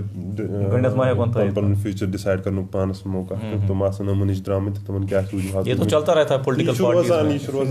पार्टी में नेरा बिग्स पार्टी में अगर तुम वुन तम कर लुकन हज बहबूदी खतर तो तुम मौका वुन हालांकि तुम मज सारी लुक वुन वुचान यह जरूरी कि पॉलिटिकल पार्टी सत एफिलिएट कुन पेशे सत अगर कह दुकानदार ते मे बासान सह हेक तत लुकन सर्व कर पे कैपेसिटी मज हे सह सर्व कर गो चाहे कत तहदस पे यह जरूरी कि one should be chief minister of the country सह हे अदे लुकन कह सर्व कर बल्कि मे बासान लकट खुद लकुट इंसान मतलब लकुट अहद सह हे तत सर्व कर अगर ये क्लास 4 मुलाजिम हालांकि क्लास 4 तो एक छोटा मुलाजिम माना जाता है अगर सह ईमानदारी सान काम करे मे बासान तमिस नेक दुनिया मज कह मे बासान सह हे चीफ मिनिस्टर खुद ज्यादा कर मगर सिंसियरिटी जरूरत नेक दिली जरूरत हमदर्दी जरूरत लुकन हुंद दर्द समझन कोशिश करें लुक समझन कोशिश करें हालांकि बे बड़ अलमिया ये कि कुन दफ्तरस मज ग कि सन लुक दफ्तर मज ग तक तुम तहज कर मे बासान यह बड़ दुखित कत कि चीज ग हालांकि तिहन सैलरी अगर अल्टीमेटली वो यह कत जनरेट ग गरीब गरीब सन मज पोस्ट नेरा अगर यह 10 रपी कह चीज इन्वेस्ट करा कुछ कह चीज हेवान मलस हेवान तथ टैक्स लगा और ये टैक्स जमा होते होते उस मुलाजिम की तनख्वाह में चला जाता है मे बासान मुलाजिम पज समझुन कि यह गवर्नमेंट सर्वेंट यह अगर सोशल मीडिया पे अकाउंट लिख तक गवर्नमेंट सर्वेंट लिखित मे बासान यह लुकन सर्वेंट अमस पे सर्वेंट मानी वो कम से कम सर्वेंट खिदमतगार कम से कम करा बह खिदमत अगर हमें तनख्वाह खिदमत करनस मिला मे पे खिदमत करें तो अल्लाह ताला देखे अगर ईमानदारी सान कह नौकरी कर चाहे कत पे फायज मे बासान अल्लाह ताला कर तमुक मुआवज दिस ये हालांकि दुनिया मज तनख्वाह मुआवज रीति मिलान 3 सुबह अकाउंट क्रेडिट गुमुत अमाउंट तो गो दोनवें जायन मुआवज मिलान मे बासान अम खुद बेहतर फायदे हे कुन दिलित अगर सह अत ईमानदारी सान काम कर बे क्या लिखान Gupta declaration is nothing just हम क्या सर ये their mistakes बिल्कुल सही I second you Mehran Sofi but the mindset of Kashmiris as well as Kashmiri people have totally changed now so I request all Kashmiri please for God's sake do what we have to do not them parties yum Gupkar वगैरह Congress because whatever the problem Kashmiri is facing credit goes to these parties. The Gupkar declaration is nothing just a bunch of culprits trying to cover their mistakes. Which basically was may बासान cause identify करने की जरूरत करो कोशिश कि यह break गसन करो कोशिश कि cause क्या सारे खुद बोट चाहे वो गलत गो क्या गो नीच तम अगर सो फिरो तो मे बासान तम सह नो गलती ठीक नो गलती रुकान नश बचन अगर बार आजमाउन सह गुनाह ना मे वो आजमोद वार मगर कम से कम अकाउंटेबल बनाने करो कोशिश बड़ प्रॉब्लम ये सात इलेक्शन मज लुक बड़ जोश खरोश सान हिस्से नवान वोट त्रावान कर पन बच इवन कि मे वुचमित वारियान जायन कह मस्तूरात ना प्रेगनेंट मतलब इन डिलीवरी गई मे सात वही कह तुम दोक ना वोट त्रावान वोट बगैर चल ना यह सब जेनरावन यह सब जेनरावन तमिस सबस पे गो ख्याल थवन कि अगर यीचा कुर्बानी मीन कशर बई दिस मान खतर गर द्राव वोट दितन पन टाइम दितन मे था पज सुन ख्याल थवन मगर अनफॉर्चुनेटली Mehran Sofi वन कि if Kashmir was such important for them means NC and PDP why don't Farooq Saab and Hasnain Saab resign ठीक नज़ीर लावी साहब को कपड़े फाड़ के आ गए वो बह कर नाव मेंशन कि बह कर नाव मेंशन चलो अगर रिजाइन तक कर ये उनकी मतलब उनका इंडिविजुअल डिसीजन था तथ पे हेक ज्यादा कमेंट कर हेकान मतलब मास रेजिग्नेशन अगर करा तो ये मतलब इंटरनेशनल कम्युनिटी पे इम्पैक्ट यमुक कि मतलब they are not part of that parliament मतलब anti people decision number 1 number 2 resignation योत कहें रेजिग्नेशन बगैर तेकान पार्लियामेंट्स मज हिंदुस्तान बोड़ बार ऐवान तथ मज हेकान कत कर पन केस प्लीड कर जिस तरह वो कर सकते थे उन्होंने नहीं किया let's agree to the fact इस चीज़ को डिनाई नहीं कर सकते हम मतलब यूता यम करित हेकान चाहे एनसी की 3 मेंबर या PDP एग्जाम कोरक न कोइंसिडेंस कि यम सात आर्टिकल यह गो यमो डाइल्यूट कोर तम पे कह 8-10 दह पे जम्मू कश्मीर नबर दिल तोस कहें दिल युकन पहम तत पे गई मे कहें पार्लियामेंट्स मज सन पे लीडर तमन सत गई कत हालांकि कहो थोक तो होक तथ में इंटरेस्ट दोप करो रिजाइन कि क्या वनो कि क्या कत कैपेसिटी मज कर एक साथी मे सत कत दोपन शाकिर मे वन तो इत पे ऑप्शन क्या रिजाइन करवा हालांकि सह अख नफर तम वो बह रिजाइन मैं बह कर नाव कर डेलिबरेटली मेंशन कि खबर तम आसना ओके विद दिस थिंग और नॉट तमन क्या हेकन पन प्रॉब्लम्स अत मज हालांकि तमो कर मैं कॉन्फिडेंशियली कर मे शेयर बह कर तुम शेयर तमो दोक बह कर रिजाइन मैं दोप तमस ना रिजाइन कर कहीं मगर मोन चीज तथ मैं रिजाइन करो तुम अकिस सूरत मज तुम यीते तुम मेम्बर तुम करो कंसेंसस क्रिएट अगर तुम करो रिजाइन तेल गो सारी कर रिजाइन ना अगर सा कर रिजाइन तम सत मकसदा वकसदा कहीं हालांकि तम वो पे कह तुरस वापस पे तुरस बेस तान दोप वापस बे तो अथ सत गई फोनस पे कत तो मैं प्रूस तमस मे तुम क्या करो पे यह क्या गया गई गया मे ती अर्ज तमो कोर तम हेकान वारिया कह कर मतलब ये सात ट्रिपल तलाक तम सात कंटिन्यूस मज मतलब वारिया कह इशू इथे पे वन आर्टिकल 370 हालांकि यह पाई कि कॉन्स्टिट्यूशन षटनस टोटली इजाजत कहीं तम हेकान बे कह कर मतलब डिस्कशनस मज पार्ट एंड पार्सल बन तथ मज डिबेट्स मज तो कोर एक्ट मतलब इन जवाज बनो कि तुम थे पे हाउस नबर मे ती वन कि तमो दोप कि मैं तुम तुम करो हमन सत कत घर तुरस पे तुरस बे गो कर अर्ज बह कर कत कंप्लीट पे कोर वो बे हजरात सत कत कर पे वो तमस मे तुम क्या करो तुम गो तथ कहीं तुम दपो इत पे तुम वन तमन तम दोप मे तमन वोनमुत तम दह पे नुन मोन फोन तुलान कह तो अथी लगान कह हालांकि इस सिचुएशन कि मे वो तमस मे वो करो तुम रिजाइन कि तुम करो हालांकि कॉन्स्टिट्यूशन लड़ाई मे बसान कॉन्स्टिट्यूशन फाइट कर खुद जरिया कहीं ते वो गो कुछ सात पे कह तिथ स्टेप्स दिन ताकि ब्या कल कर एड कर अगर इंजीनियर रशीद सबन पार्लियामेंट इलेक्शन जोरमुत नॉर्थ कश्मीर पे खबर चीज टोटली डिफरेंट कम अज कम कशर दिल शेल मेहरान सोफी वानी मेहरान सोफी कश्मीर वानी मुंतजर सब जावेद कुरैशी यह नॉन एंटिटी सोशल मीडिया अत मह सोशल मीडिया जर्नलिस्ट बना तो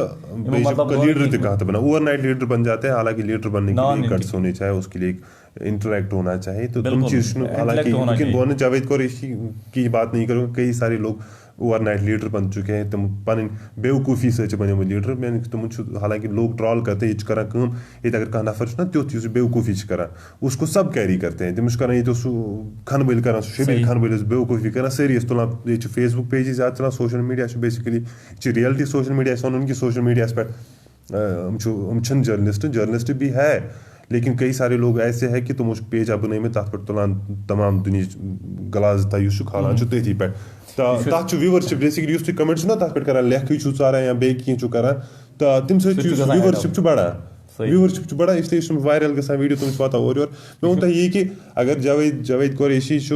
लीडर क्या बनोमुत क्या तरह फिक्र कि हालांकि सह कंट्रोवर्शियल बड़ तब बीजेपी दपान स्टेट तुम तिज स्टेट लीडर तुम दपान ना यह कोड़मुत तो सह दपान बह द्रामुत हम दपान चुक ना तू मान या ना मान मे तरह मेहमान तो बहरहाल सह दोम कत तो पे एहतराम कर भारत तिज एफिलिएशन क्या पे तथ एहतराम कर तिहद पन पर्सनल डिसीजन तो मगर तुम पे थोड़ा लुकन हज भावना समझ स्टेटमेंट किसने जीता स्टेटमेंट दिन कि यमो सत लुक उत्तेजित गसान जो बाइडेन वनस लीड कर तो ट्रम्प वारिया पथ तो मोस्ट प्रोबेबली जो बाइडेन जना तो हालांकि बड़ बड़ तवक्का थे मे जो बाइडेनस तो मे पता कि तुम क्या कर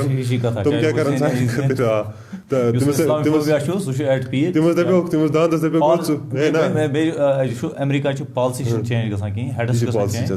policy makers different heads change गसान पॉलिसी सह रोज तिथे पे बे वन तथ दांदस दपो चौकुन तुम हेको हिशी कथ पकुन ये पकुन इसलिए हिशी कथा सान कत अल्लाह ताला करें रहम तो मगर अख चीज मतलब बह फ्रेंड से डिस्कस कर कि मगर अख चीज अशाक सब यस तुम तवजह कि एम वो कि ट्रम्पन हसा कोर प्रैक्टिकली कहीं मगर मे को आई सेकंड हिम अख चीज वो तम कि दोपन एपरेंटली अगर हसा बसान एंटी मुस्लिम मगर मुस्लिम के खिलाफ कोई ऐसी मतलब तम न्यू उसने तालिबान के साथ उसने बात की ठीक है। नंबर 1 इनफैक्ट उसने तालिबान को जो उनका स्पोक्स पर्सन था उसको बोला कि ना अब तुझ बड़ खतरनाक तो एक नसा हेको लड़ित कहीं, you are very strong people on record is said. Number उसने नॉर्थ कोरिया के साथ काफ़ी ज़्यादा कोशिश की कि उनके साथ उनका पैचअप हो जाए, ठीक है। पता अगर तुम वो मतलब बराक ओबामा वो हालांकि वारिया लिबरल मान सो, मगर उसके दौरे इक़्तिदार में क्या हुआ, मतलब ईरान पत गो ये क्या वन सॉरी इराक पत गो ये अफगानिस्तान, मतलब वो तो उसके फिर मतलब फिर उसका क्या कहते हैं उसामा बिन लादेन को उसका फिर वो बिल्कुल बिल्कुल सही दौर में हुआ, उसी के दौर में हुआ या इस्लाम को बढ़ावा दिया गया। मैं बस ज्यादा थी दौर बिल्कुल ट्रम्पन वोन के बासा कड़क ये तुम एनआरआई वगैरह हुई थी बाकी कंट्री ने, मगर वो प्रैक्टिकली किया बयान बजी शाला बयान बजी करा तथ में शक, मगर प्रैक्टिकली गो न तुत कह चीज कि यम खतर पछतावन पे है। हालांकि सुपर पावर कंट्रीज अगर हम गड़बड़ कर चीज कि हिंदुस्तान यहां कि ट्रम्प गोस बे वापस यून कि कशरो न्यूक इम अगेंस्ट स्टैंड। हालांकि अगर वो कि मतलब मे बासी राय कि यह ट्रम्प थोड़ा लिबरल, नंबर 2 मतलब थोड़ा कर मतलब तम ना तुम कुछ साथ तुम स्टेटमेंट दिवान मतलब सोचना समझन बगैर या कत क्या पज वो तुम ग थोड़ा मिस्टेक तो, मगर ये बासा में कि थोड़ा लिबरल ही बासा में, मतलब सही वो कहते हैं ना कि जो ज्यादा गरज थे वो बरसते नहीं है, तो मतलब so kind of that if Kashmir वुचु गणत करान वेरी गुड सर मलिक साहब शुक्रिया जनाब व्हाट एवर जो करिशिम चुवानी मुंतजिर आशु लोन आशु ऑफिशियल लिखान यमो कर ये पिरवर खराब वाला ये चु बनान आज इंसान शाह ब्रीत तान निवान because of Kashmiri mainstream bodies. चलो बहरहाल अमेरिका में इलेक्शन किसने जीता, ठीक आमिर साहब इस करानी वेरी गुड सर जी शुक्रिया आमिर साहब। व्हाट अबाउट द होपलेसनेस यम छु बट अफान among the youth American elections कर एड आछ ट्रम्पन कोरमु थोड़ा केस वेस आत तिम मुजुब शी डिले कर almost it's all it's game Trump has lost the elections. अफान सब वन कि ये नौजवान जॉब्स मिलान कि बिल्कुल सही कत कि हालांकि मे वो गो कि प्राइवेट सेक्टर सारे खुद बेहतरीन सेक्टर अख इंडिपेंडेंस मिलान अकिस नफरस कि कमाई ठीक ठाक गसान तो पन्ने आय हेकान कर यह गंडित गुर रोजान कि मुलाजिम गंडित गुर हिसाब 10 बजे गो 4 बजे और इसकी लाइफ इसी में आफान साहब इसमें मैं ऐड करना चाहता हूँ कि यहाँ जॉब्स की मुझे नहीं लगता कि उतनी प्रॉब्लम है, मतलब जितनी हम समझ रहे हैं। यहाँ स्टेट्स की प्रॉब्लम है, ये गोड स्टेट्स पत गस जॉब हम पहले देखते हैं स्टेट्स क्या है इस जॉब में, फिर जॉब को करते हैं। नहीं तो करने के लिए आपके पास नहीं करने के लिए भी नहीं basically you can do wonders, ठीक है। आप प्राइवेट सेक्टर में यू कैन डू वंडर्स, ठीक है, मगर हम करना नहीं चाहते। हम ज़्यादा चाहते हैं हमारा एग्रीकल्चर में काफ़ी ज़्यादा स्कोप है, हमारा पोल्ट्री में काफ़ी ज़्यादा स्कोप है, हमारा डेयरी में काफ़ी ज़्यादा स्कोप है, ठीक है, हमारा मटन प्रोडक्शन में काफ़ी ज़्यादा स्कोप है, मगर these are not white collar jobs. वो हम इन चीज़ें करना नहीं चाहते। नहीं बेसिकली प्रॉब्लम भी है कि यहाँ की जो हालात रहते हैं कि अनप्रेडिक्टेबल है कि कल क्या होगा परसों क्या होगा ये पता नहीं चलता है। तो तुम कि बड़ प्रॉब्लम कि सही प्राइवेट सेक्टर सेफ ये तथ में शक, तो इसलिए लुक कर प्रेफर गवर्नमेंट जॉब। तो हालांकि गवर्नमेंट जॉब तो वैकेंसीज वारिया, तो मगर वही सात कम ऑल इंडिया मतलब डोमिसाइल लॉ बनो तो तम सत गई तम वैकेंसीज बे कम। हालांकि ये हिंदुस्तान में वारिया कहीं स्टेट वन ये रिजर्वेशन जॉब मतलब तक आउटसाइडर अप्लाई कर कहीं तम आफान सब लिखा आशु हमको लगता है कौफारा से जल्दी जावेद हंदवारी निकलेगा कपड़े फाड़ के Javed Hussain Shah I love you man, you are really शुक्रिया सर जावेद साहब। बाकी लोग ते यम पलो लगित नेरन जो कपोर में करें तो ताकि कि ना आख नफर करके आप पूरे कपारस में तो अनवर शाह कश्मीरी से आप एक इंडिविजुअल से जज नहीं कर सकते या ऐसा उनका बदलते कहां डिस्ट्रिक्ट से एक इंडिविजुअल से जज कर सकते हो पर्सनल थिंग मतलब एम मज तुम लुकते द्रामत कि यमो अल्हम्दुलिल्लाह कफार नाव ते थोग सिन तो चूंकि कफायर रोजान बेसिकली तो करो थोड़ा कफारिच कत तो तित पे सोचन तुम कुछ सात फेसबुक पे बड़ तिथ अल्फाज लिखने कफार किस बारस में तिथ मीम्स बना तो ठीक इंजॉयमेंट तो गई ठीक मगर थोड़ा गोस सेंटिमेंट तो गोस हर्ट गसन कि लुकन गोस दुख तो गसन कहीं तो सो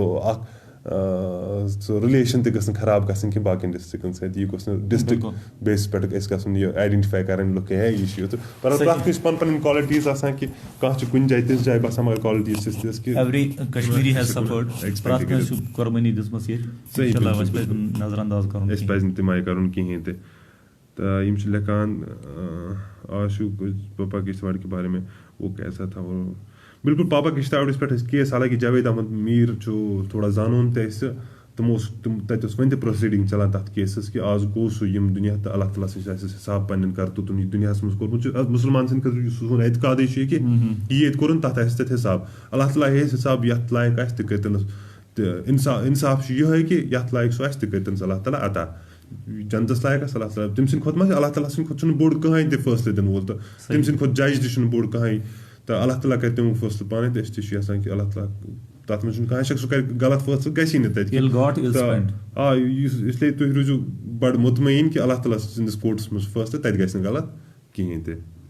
مشتاق بٹ صٲب شُکریہ تو اشفاق صٲب میٖر اشفاق صٲب بالکل صحیح بات ہے برو جو آج کے زمانے میں غلط لوگ ہیں لوگ انہیں کو کوئی لیڈر نہیں مانتا بالکل اشفاق صٲب بالکل أسۍ چھِ جایہِ کَتھ کَران صحیح میٖر زرکا السلام علیکُم آپ ٹھیٖک ہو سر بالکل أسۍ چھِ دۄنوَے ٹھیٖک مےٚ چھُنہٕ پاے کہِ تُہۍ کٔمِس چھُو پرٛژھان فِردوس صٲبَس سُہ گوٚو أسۍ چھِ دۄنوَے میٖر زرکا چھُ دۄنوَے چھِ أسۍ الحمدُاللہ ٹھیٖک Malik Shoaib my point is about the recent health journalist association election of Kupwara could you please tell us his educational qualification Malik Shoaib Sahab وٕچھو بہٕ وَنہٕ تۄہہِ کہِ تَتہِ بَنے 2 یوٗنین اکھ یوٗنین بَنے تَتھ تھوٚوُکھ ناو جٔرنلِسٹ فرٛیٹرنِٹی کۄپوارا تہٕ بیٛاکھ بَنے جٔرنلِسٹٕس اینڈ رایٹٲرٕس ایسوسیشن کہِ چوٗنٛکہِ أسۍ اگر سرینگرَس منٛز تہِ وٕچھو یا باقٕیَن سٹیٹَن منٛز تہِ وٕچھو باقٕیَن ڈِسٹرٛکَن منٛز تہِ وٕچھو پرٛٮ۪تھ کُنہِ جایہِ چھِ اَکہِ کھۄتہٕ زیادٕ تہِ یِم ایسوسیشنہٕ وۄنۍ اگر کُنہِ جایہِ اَکٕے ایسوسیشن سُہ چھُ مطلب خوشی ہٕنٛز کَتھ کہِ اَکٕے ایسوسیشن کیازِ تَمہِ سۭتۍ چھُ گژھان کہِ کَنسَنٹریٹ چھُ کَران سٲری أکسٕے کُنہِ مطلب یُس مُدا آسہِ مطلب جٔرنلِسٹَن ہٕنٛز یِم پرٛابلِم چھِ یا یِہِنٛدۍ تِم اِشوٗز چھِ تِم سالو کَرنَس منٛز چھُ لگان تہٕ چوٗنٛکہِ زٕ بَنے تہٕ میون اوس بار بار روٗدمُت مےٚ کٔر واریاہ پہل اَتھ منٛز کہِ ییٚمہِ ساتہٕ اَکہِ فرٛیٹرنِٹی ہُنٛد الیکشن مےٚ کوٚر تَمہِ پَتہٕ تہِ پہل کہِ مےٚ نہ بیٛاکھ گٔژھ نہٕ بَنٕنۍ کینٛہہ أسۍ ہُم تہِ یِن أسۍ تہِ یُس بیٛاکھ دۄنوَے فرٛیٹرنِٹی جُڑاونٕچ کَرو کوٗشِش تاکہِ سٲری بیٚہمو پَتھر أسۍ کَرو کٲم اَسہِ کیازِ چھُ فرٛیٹرنِٹی بَناونٕچ ییٖژاہ ضوٚرَتھ أسۍ بَناوو اَکٕے فرٛیٹرنِٹی یا سٲری لُکھ بیٚہمو تٔتھی منٛز پَتہٕ چھِ کینٛہہ اِشوٗز چھِ اِمپاٹَنٛٹ اِشوٗز یِم پرٛیس والٮ۪ن رِلیٹِڈ چھِ تِم سالو کَرنٕچ کَرو یَکجاہ کوٗشِش کیازِ ییٖتیٛاہ زیادٕ لُکھ آسَن مےٚ چھُ یاد أسۍ ٲسۍ لۄکٕٹۍ شُرۍ پَتہٕ ٲسۍ اُردوٗوَس منٛز سُہ اکھ سبقہٕ اکھ اوس تَتہِ ٲسۍ دَپان کہِ تٔمِس شُرِس سُہ شُر اوٚن مٲلۍ دوٚپنَس ہے یِم چھِ ییٚلہِ 7 دورِ یِم کَرتا کٲم دِتُکھ پھٕٹرٲیِتھ دِتُکھ الگ الگ ژٕتنَس پھٕٹرٲیِتھ پَتہٕ جُڑایَن دوٚپنَس وۄنۍ دِتہٕ پھٕٹرٲیِتھ تِم پھٕج نہٕ کینٛہہ دوٚپنَس ہے یِہوٚے چھُ اتحاد آسان تہٕ بہٕ تہِ اوسُس یَژھان کہِ یہِ اتحاد گوٚژھ روزُن تہٕ اَمہِ سۭتۍ روزِ ہے بہتری بہرحال اَسہِ پَزِ نہٕ کٲنٛسہِ ہُنٛد وَنُن کہِ کٔمِس کیٛاہ کالِفِکیشَن چھِ اگر کانٛہہ ایٚکسَل چھُ کَران کانٛہہ کٲم چھُ کَران ٹھیٖک ٹھاک مےٚ باسان تٔمِس پَزِ اَسہِ سپوٹ کَرُن اگر کانٛہہ جٔرنلِسٹ چھُنہٕ سٲری آسان نہٕ ماس کَم کِہیٖنۍ سٲری آسان نہٕ زیادٕ پَڑا لِکھا کِہیٖنۍ مگر کانٛہہ کَمٕے پَڑا لِکھا چھُ مگر کٲم کَرنَس منٛز چھُ طاق تہٕ مےٚ باسان اَسہِ پَزِ سپوٹٕے تٔمِس کَرُن ہاں وۄنۍ چھُ کینٛہہ لُکو چھُکھ اَتھ منٛز بَڑٕ اَمیُک غلط فٲیدٕ تُلُن تہٕ بَڑٕ مِس یوٗز کَران چھِ جٔرنلِزم پیش تہٕ تِم لُکھ پَزَن آیڈٮ۪نٹِفاے کَرٕنۍ اور اُن کو نیم اینڈ شیم کَرو تَتھ منٛز چھُنہٕ میون کٕہٕنۍ تہِ اعتراض اور اُن کو پہلے گۄڈنٮ۪تھ پَزِ وارنِنٛگ دِنۍ کہِ یِم کٔرۍتو یہِ دَنٛدٕ کٔرۍتو بنٛد ییٚمہِ خٲطرٕ تۄہہِ جٔرنلِزم بنومُت چھُ یہِ مہٕ کٔرۍتو یہِ کار کِہیٖنۍ تِمَن لُکَن تہِ پَزِ پانہٕ سَمجھُن یِم اَتھ منٛز چھِ آمٕتۍ کہِ تِم پَنٕنۍ تِم پٔرسنَل اِنٹرٛسٹ سٔرٕو کَرنہٕ خٲطرٕ تہِ پَزِ نہٕ کَرُن کینٛہہ بہرحال لُکَن چھِ آسان اَتھ فیٖلڈَس سۭتۍ بَڑٕ اُمید وابستہٕ مےٚ باسان سٲنۍ پرٛیارٹی گٔژھ سۄے روزٕنۍ تہٕ اِنشاء اللہ مےٚ چھُ الحمدُاللہ وٕنِس تام کوٗشِش کٔرمٕژ بار بار کہِ لُکَن ہٕنٛز یُس اُمید مےٚ سۭتۍ وابستہٕ چھِ بہٕ گژھٕ تِمَن پٮ۪ٹھ اوترُن تہٕ الحمدُاللہ وٕنِس تام روٗد ٹھیٖک بیٚیہِ گژھِ تُہُنٛد دُعا روزُن کہِ اِنشاء اللہ بہٕ تہِ کَرو کوٗشِش کہِ لُکَن ہٕنٛدۍ یِم معاملات آسَن تِم واتناوو یُس کَنسٲرٕن ڈِپاٹمٮ۪نٛٹٕس آسَن یا یِم تہِ علاوٕ حُکام آسہِ توٚتام واتناونٕچ تِم ایڈرَس کَرناونٕچ کوٗشِش کَرو بار بار اِنشاء اللہ تہٕ باقٕے میٛٲنۍ سۭتۍ یِم چھِ بہٕ کَرٕ تِمَن تہِ رِکوٮ۪سٹ یِہوٚے کہِ تِم تہِ کَرن حالانکہِ وۄنۍ چھُ کۄپوارَس منٛز 2 جٔرنلِسٹ ایسوسیشنہٕ مےٚ چھُ اُمید کہِ یِم کَرَن نہٕ یہِ کِہیٖنۍ پنٛنہِ ایسوسیشَن بیٚکِس خِلاف یوٗز کَرنٕچ کوٗشِش کہِ دَپَن وَلہٕ اَسہِ چھُ بَنیمٕژ ہُم چھِنہٕ ترٛاوُن یَلہٕ کہِ ہُمَن خِلاف چھُ گژھُن ہُمَن خِلاف چھُ پرٛٮ۪بٲرۍ کَرُن یا اَکھ ایسوسیشَن کَرِ بیٚکِس ایسوسیشَن خِلاف تہِ گوٚژھ نہٕ گژھُن کہِ مےٚ کٔر حالانکہِ تِمَن بیٚیہِ تہِ اَکہِ پھِرِ یِہوٚے رِکوٮ۪سٹ مےٚ دَپیو اگر بَنیو 2 ایسوسیشَن مےٚ باسان وۄنۍ گٔژھ کٲم تھوڑا زیادَے گژھٕنۍ پرٛٮ۪س والٮ۪ن ہُنٛد یُس معاملات چھِ تَتھ بارَس منٛز گٔژھ تھوڑا زیادَے کٲم گژھٕنۍ تِم گٔژھۍ ایڈرَس کَرنٕچ کوٗشِش رِڈرٛٮ۪س गٔژھۍ تِم گژھٕنۍ تہٕ اِنشاء اللہ اُمید چھِ کہِ أسۍ چھِ بار بار کوٗشِش کران کہِ اگر اَسہِ باسہِ کہِ کانٛہہ چھُ کران شرارتُک misuse تہٕ سُہ گژھِ نہٕ اِستعمال آلریڈی کٔر اَسہِ کَتھ اِنشاء اللہ اگر تُہۍ ییٚمہِ ساتہٕ تُہۍ وِو کٔرِو بیٚیہِ یہِ ویٖڈیو تُہۍ وٕچھِو أسۍ بیٚیہِ آصف وانی چھِ یِم چھِ بڑٕ اِمپاٹنٹ کینٛہہ سوال پرٛژھمٕتۍ تُہۍ کٔرِو پٮ۪ٹھٕ پٮ۪ٹھٕے وٕچھو ہیٚرِ پٮ۪ٹھٕے وٕچھو چوٗنٛکہِ سِکِپ گوٚژھ نہٕ گژھُن کٕہٕنۍ چھُ سٲری لیکھان بٹ عفان صٲب دِس اِز انفارچُنیٹ کیٛاہ ہٮ۪کو کٔرِتھ یہِ چھُ this is no over fat اللہ تعالیٰ سۭتۍ ہٮ۪کو دُعا کٔرِتھ کہِ مطلب وۄنۍ کٔرۍتَن بس اَسہِ سانہِ حالن پٮ۪ٹھ کٔرِنۍ رحم. یِم چھِ عاشق حُسین صٲب لیکھان السلام علیکُم ذاکر صٲب وعلیکُم السلام عاشق صٲب یِم چھِ لیکھان encounter is going on at Pampore a civilian has be received بدقٕسمتی کیٛاہ کرو ٲخر چھُ مےٚ ووٚن اَتھ برونٛہہ تہِ مطلب party A P is a party we are yet to take that decision اَسہِ چھُنہٕ ڈیسِجن وۄنۍ نِمُت کِہینۍ کہِ الیکشن بارس منٛز ویدر أسۍ لڑوا کِنہٕ کِہینۍ نہٕ أسۍ بُلاوو میٖٹِنٛگ اکھ تہٕ تَمہِ پَتٕے کرو أسۍ ڈِسایڈ کہِ أسۍ لڑوا کِنہٕ کِہینۍ تہٕ انجیٖنر رشیٖد صٲبنِس بارس منٛز چھُ پرٛژھان اَسہِ ووٚن آلریڈی آصف صٲب چھُ وَنان future of politics in Kashmir ٹھیٖک بہٕ وَنہٕ اَتھ منٛز یہِ چیٖز کہِ یِم ہسا نِو اٮ۪نٹرنس ٹُو پالِٹِکٕس چھِ mainstream politics I must say تہٕ the space for them has shrunken ٹھیٖک یہِ گٔے کم واریاہ زیادٕ کیازِ کہِ مطلب اوبویسلی یُس سُہ کرٛیڈِبلٹی ٲس مین سٹریٖم پالِٹِشنن ہٕنٛز سُہ مۄکلے تہٕ نَیَن اٮ۪نٹرنٹن خٲطرٕ روٗد نہٕ فیوٗچر کینٛہہ تیُتھ تہٕ بیٚیہِ time heals everything let us see let's hope for یِم چھِ عفان صٲب دَپان کہِ اِنکاونٹر چھُ چلان پامپورَس منٛز بَڑٕ انفارچُنیٹ تھِنٛگ چھِ مےٚ چھُ بار بار یِہوے ووٚنمُت کہِ اَسہِ پَزِ وٕچھُن کہِ اکھ اِنسان چھُ مران چاہے سُہ کَتیُک چھُ کیاہ چھُ مےٚ باسان بیسِک کاز یُس بیسِک اِشوٗ یُس اگر سُہ رِزالو گژھِ ہا تہٕ مےٚ باسان یہِ افراتفری یُس یہِ قتل غارت چھُ یہِ گژھِ ہا بنٛد أسۍ تہِ کرو دُعا اللہ تعالیٰ سُہ پتہٕ کُس پروفیشن چھُ سٔرو کران کون سے سایڈ سے لڑ رہا ہے سُہ چھُ ڈِفرنٹ تھِنٛگ مگر ماجہِ أکِس مٲلِس ماجہِ چھُ راوان بیٚیہِ چھُ اکھ اِنسان راوان یہِ چھُ بڑٕ دُکھٕچ کتھ یِتھٕے پٲٹھۍ چھُ مُشتاق بٹ صٲب چھُ لیکھان ہمارے انجیٖنر صاحب کی بھی بات کی جایے جناب مُشتاق صٲب اَسہِ کٔر بالکُل حظ کتھ تُہۍ ییٚمہِ ساتہٕ یہِ بیٚیہِ وٕچھِو یہِ ویٖڈیو تہٕ انشاء اللہ تۄہہِ ترِ فِکرِ سورُے أسۍ کیاہ کتھ کر اے شاہ چھُ لیکھان Firdous Baba Sahab are you going to take part in D D selection اچھا فِردوس صٲبن کٔر اتھ بارس منٛز کتھ رعیٖس بٹ صٲب چھُ لیکھان some people were saying engineer Rashid is an agent no engineer Sahab is an open یہِ چھُ بیسِکلی یہِ چھُ یِم چیٖز چھِ روزان ییٚتہِ چھُ کران اَسہِ چھُ گژھان کٲم اَسہِ چھُ ٹیگ لاگُن سہل گژھان یہِ چھُ بڑٕ انفارچُنیٹ تھِنٛگ تہٕ Asif Wani Sahab future of politics in Kashmir will what if article we get back and what if we didn't article 370 یا واپس مےٚ باسان یُس موٗڈ وٕنکیٚنس سینٹر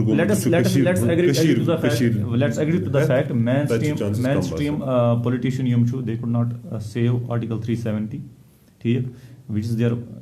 بِگ فیلیر ٹھیٖک تہٕ یہِ واوُنٛڈ ہیٖل کرنہٕ خٲطرٕ اِٹ نیٖڈس ٹایم تہٕ مےٚ چھُ باسان بیٚیہِ واپس کرنے کی تو بات ہی نہیں ہے مےٚ چھُ باسان کانگریس اگر یی حکوٗمتس منٛز تہٕ تِم تہِ ہٮ۪کن نہٕ مےٚ باسان رِوٲٹ کٔرِتھ کِہینۍ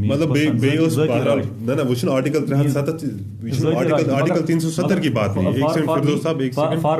می بہٕ چھُس یژھان کہِ پٔرمننٹ ریزولوٗشن آف جموں اینڈ کشمیٖر یُس اِشوٗ چھُ اَمیُک پٔرمننٹ ریزولوٗشن تہٕ ٹِل دیٹ بہٕ وَنہٕ کہِ آرٹِکل 370 چھُنہٕ ضروٗری کہِ آرٹِکل 370 مگر اَسہِ ٲس لُکن ٲس ییٚتہِ سخ اُمید باسان کینٛہہ کانسٹِچوٗشنل گارنٹی اَسہِ میلہِ کینٛہہ مطلب یِہوے اگر یہِ آرٹِکل 370 منٛز یی نہٕ کہِ بدل کُنہِ لاس آرٹِکلس منٛز یی ہا تہٕ مگر کانٛہہ پروٹیکشن آسہِ ہے میلیمٕژ ییٚتہِ کٮ۪ن جابن یا ییٚتہِ کٮ۪ن ییٚتہِ چہِ زٔمیٖن سُہ میلے نہٕ بیٚیہِ کینٛہہ اَمیُک مطلب گوٚو کہِ یِہُنٛد چھُ پلانٕے different should N C P D P Congress be trusted again or not or and if not what یہِ چھُ تۄہہِ تامَتھ basically in my opinion not at all اَسہِ پَزِ نَین لُکن چانٕس دیُن ٹھیٖک نَیہِ کرٛیڈِبل وایِس یِم آسان تِمن پَزِ اَسہِ ساتھ دیُن یہِ چھُ بیسِکلی تۄہہِ تامَتھ سُہ کیاہ نِیِو تُہۍ ڈیسِجن اَسہِ چھُ یژھان کوٗشِش أسۍ چھُنہٕ بیسِکلی سون اوس یہِ چھُنہٕ پُلٹِکل کِہینۍ أسۍ یژھان کہِ تِمن کیاہ چھُ تِہُنٛد کرٛیڈِبلٹی کیاہ چھُ تۄہہِ پَزِ ووٹ تراوُن نہ پَزِ تراوُن سُہ چھُ تُہُنٛد پٔرسنل ڈیسِجن اور یِتھ پٲٹھۍ ووٹ تراوُن چھُ حق تہٕ یِتھٕے پٲٹھۍ چھُ ووٹ نہٕ تراوُن تہِ مےٚ باسان حق کِنہٕ نہ یہِ چھُ پَنٕنۍ پٔرسنل ڈیسِجن اَتھ منٛز ہیٚکہِ نہٕ فورس کٕہٕنۍ کٔرِتھ برونٛہہ ٲسۍ أسۍ یِوان کڑا کرو مٔنٛزۍ تہٕ سُہ تہِ اوس اکھ وقت اکھ الحمدُاللہ سُہ دور گٔیا مگر تَمہِ کھۄتہٕ بُرٕ دور آو تہٕ ییٚتٮ۪تھ وۄنۍ قانوٗنی تِتھۍ بنے کیازِ چھُنہٕ اِنسان ہٮ۪کان پَتہٕ کٔرِتھ کِہینۍ عامر وانی صٲب چھُ لیکھان اور سبق کا نام ہے اتفاق اور اتفاق میں طاقت ہے بالکل عامر صٲب اتفاق میں طاقت ہے سُے اوس سبق سُہ تَتھ منٛز اوس سُے چیٖز Imtiaz Wani any message about engineer Imtiaz Sahab engineer Rashid صٲبنِس بارس منٛز کٔر اَسہِ کَتھ مےٚ باسان اگر تُہۍ ییٚمہِ ساتہٕ یہِ ویٖڈیو بیٚیہِ وٕچھِو انشاء اللہ تہٕ تُہۍ وٕچھِو تَتہِ أسۍ کیاہ کَتھ کٔر عاشقیٖن आशिक हुसैन साहब लिखा Shakir sir you are our pride journalist. शुक्रिया आशिक साहब, शुक्रिया। मीर इशफाक लिखा आपको मीर इशफाक साहब लिखा आपको डीडीसी इलेक्शन के लिए तैयार होना चाहिए। इशफाक साहब लिखा कि फिरदौस सुबह न कि मैं बुझुस थोड़ा लॉकआउट मोकड़ा प्रेस वोल आक चलो शुक्रिया जर्नलिस्ट वन चूंकि मे पॉलिटिक्स सहित कह वास फिरदौस साहब थोड़ा पॉलिटिक्स ताल्लुक थवान तो उमन वन तुम वन पगह मे इलेक्शन लड़न पत् क्या गई तो मे इलेक्शन लड़न वगैरह कहीं तो व्हाट अबाउट 4G इंटरनेट यह बड़ तुम क्या वन बह पदमी फिर एक चैनल ने मुझे डिबेट के लिए इनवाइट किया था तो वहाँ ये बात भी चली तुम वो मतलब कोइंसिडेंस क्या प्लानड ये हेक नहीं कमेंट कर मागे यह क्या ये तो 2014 मज यम सात फोन कनेक्टिविटी गई बंद सारी पता first time pre on post आव सह तोताम नाव बूजमुत तोताम बोजान प्रीपेड सिम तो पोस्ट पेड सिम पता प्री ऑन पोस्ट पता जीरो ब्रिजनेस लाइन लगा तक बोड़ कम्प्लेक्सा तथ मज लाइन लगा तक लुक ना प्री ऑन पोस्ट सह सिम चलान मगर सह जियो कंपनी हज वकिन थे पे वकिन 4G इंटरनेट बंद वकिन जियो फाइबर आमुत मतलब इंटरनेट वगैरह चला तो वकिन तमुक सह डिशाव चलान लुक निवान कनेक्शन मजबूर high speed internet corporate world game 4G conspiracy तहत थोन बंद ताकि मतलब ये प्लेयर्स हेन ठीक ठाक बिजनेस कर मे बसान शाकिर साहब कर तकरीबन फैक्ट कि मतलब यह जम्मू एंड कश्मीर लॉकउट पार्ट तो कॉर्पोरेटर्स कजा यीचा मजबूरी पे कि बासो अथ पार्टस मज जन चीज तो ब्या चीज कि मतलब कोइंसिडेंस क्या 2014 मज जियो कर लॉन्च तो सह गो तम सात लॉन्च प्री ऑन पोस्ट आव तुम वकिन 4G इंटरनेट बंद मुझ कर इंटरनेट फाइबर तो यह कर लॉन्च 4G रेस्टोर गसान कि मे वो तुम अगर चलान 300 MB 30 MB पर सेकंड स्पीड चलान जियो फाइबरस पे ठीक वो यम सात फोनस पे गसान अत तीज स्पीड आसा कि मगर सिक्योरिटी एस्टेब्लिशमेंट प्रॉब्लम कम फोन कि 30 KB होत 30 MB चलान तम जियो फाइबरस 30 MB चलान अम प्रॉब्लम कि यह तरह फिक्र कि मैन ताकत नबर मैन सोच समझ नबर बस कत समझ डॉक्टर एजाज साहब डॉक्टर्स एसोसिएशन कुपवारा प्रेसिडेंट ते better is to make only one association you all should join hands with each other कर कुपवारास मज एसोसिएशन बने कर तथ रिगार्डिंग कत कि तुम पे अके एसोसिएशन बने बिल्कुल मे कर वारिया पहल मगर अनफॉर्चुनेटली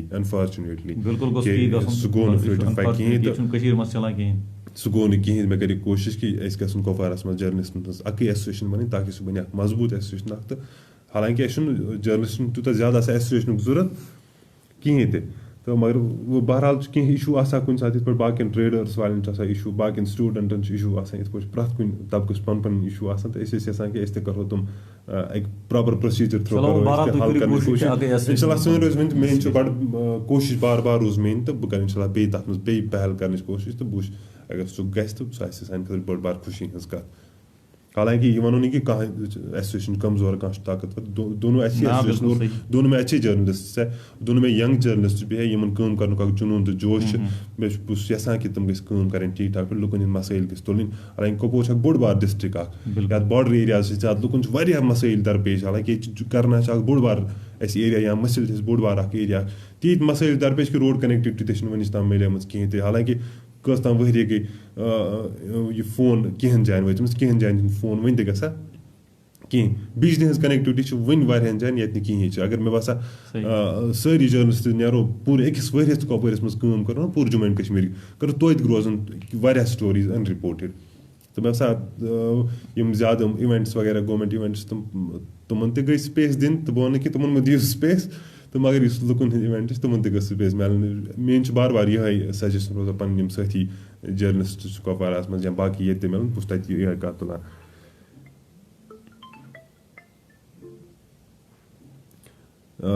लिखान मैं डिस्ट्रिक्ट बडगाम आपका लाइव प्रोग्राम शुक्रिया ये अभी द्रोगन मेज़ बहुत अच्छा लगा शुक्रिया अस्सलाम वालेकुम शाकिर भाई उज़ैर जावेद से लिखा अस्सलाम वालेकुम शाकिर भाई वालेकुम अस्सलाम उज़ैर भाई नेक्स्ट एमएलए कुपवारा ये एपी रकमुल्ला कुपवारा हम लेखान शायद फिरदौस सबसे तो शुक्रिया Saqib Khan, you the voice of voiceless, but some journalists are the puppets of some leaders to have joined their association on. जनाब साकिब साहब छ बदकिस्मती कि कह गसान बड़ माउथ पीस बना कहें नफरन हंद तो मे बसान सह जर्नलिज्म वन कि तुम वन सोदी तिहद स्पोक्स पर्सन यह तुह ते थोड़ा वुचन कि जर्नलिस्ट कुछ तम वो जर्नलिस्ट अगर कह स्पोक्स पर्सन बसान कुन पार्टी हूँ कुन तंजीम हूँ कुछ नफरस तमस वो स्पोक्स पर्सन ही बहुत रात अल जजीरा स्टोरी पा अर्नाब गोस्वामी ये अरेस्ट कोर तमो लिखमुत right wing TV presenter arrested मतलब बड़ खुश गोस बह खुश क्या मतलब बड़ सच्चाई मतलब राइट विंग तथ मज कह शक ये गई मज गई वारिया जर्नलिस्ट यम सात UAPA वगैरह लाने कोशिश कर तमन पे तो होम मिनिस्टर पे आव कह स्टेटमेंट या बाकी कंस कर इंटरफेरेंस कर कोशिश या BJP कंस लीडरन मे बसा कोर तथ कंडेमन ये रात अर्नाब गोस्वामी बंद कर तथ कोर कंडेम हालांकि मे तरीक सह लिथव कोर वगैरह तो तथ मे थोड़ा एतराज मगर बहरहाल तम वन तम लुक लिथ वो लुकन ब्लेम कर कोशिश कर लुकन बेइज्जती कर कोशिश कर तो तत तेल सह बोड़ चीज डॉक्टर जान मुश्ताक लेखान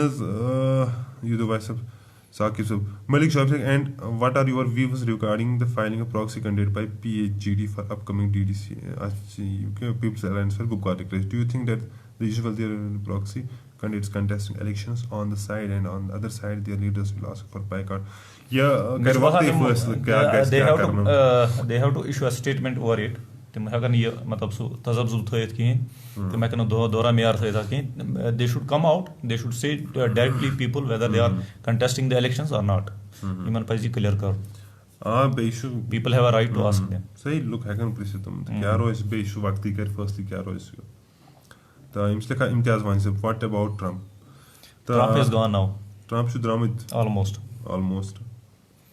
तो Firdous Bhai we want freedom Umar Farooq अस्सलाम वालेकुम उमर फारूक फ्रॉम बर्मा वालेकुम अस्सलाम उमर फारूक साहब Sheikh Shabir we want freedom I hate politics तो यम शेख शबीर साहब लिखा फिरदौस भाई लिखा engineer Rashid is my hero, God bless him, I always pray for him. Thank you sir. What has been done in past? Shakib Khan sahab likha, let it be, please raise the issue of common man and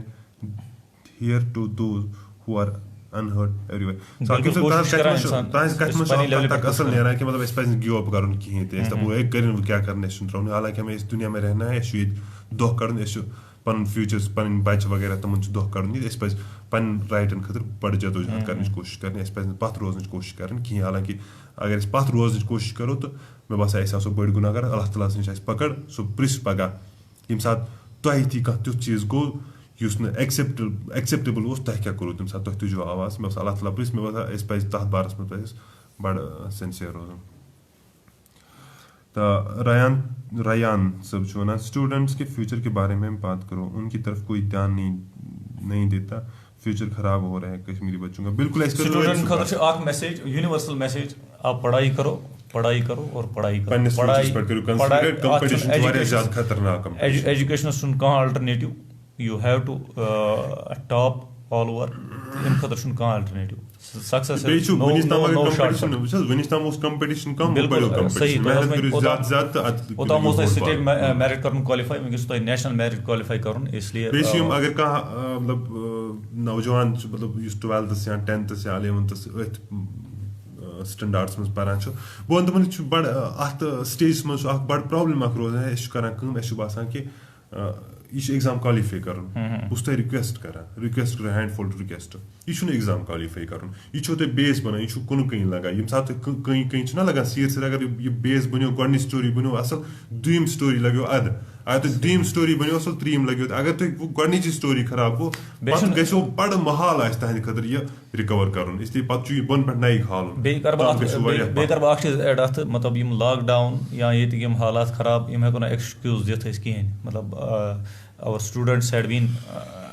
trying in fact they had been proving the best यमो कर चाहे UPSC हो चाहे पजमे बाकी exam गई JEE गो या बाकी engineering exam गई तथ मज कोर लड़को टॉप तो तम हेकन तुम टॉर्च बियरर बिल्कुल कंसंट्रेट करो पन स्टडीज पे एक्सक्यूज अगर हेको एक्सक्यूज 10 दित मगर एक्सक्यूज सच चलान बे गस क्या बे बोजन वोल एक्सक्यूज बोजन वोल कहां अखर ते कंपीट करो अगर कंपटीशंस में तुम ब्रोट पे तो तुंद फ्यूचर अगर न तो अल्लाह ताला बचन की बड़ सख्ती वचन दिल you are to lead not to be led इते पर लेकान स्टूडेंट्स की sir it's all about Umar Farooq साहब इट इज़ ऑल अबाउट फौज बिल्कुल AIP द्रगमुल्ला कुबरा हमारी नदी नालों की हालत बेहतर नहीं बिल्कुल यहाँ सिर्फ डेवलपमेंट का फुकदान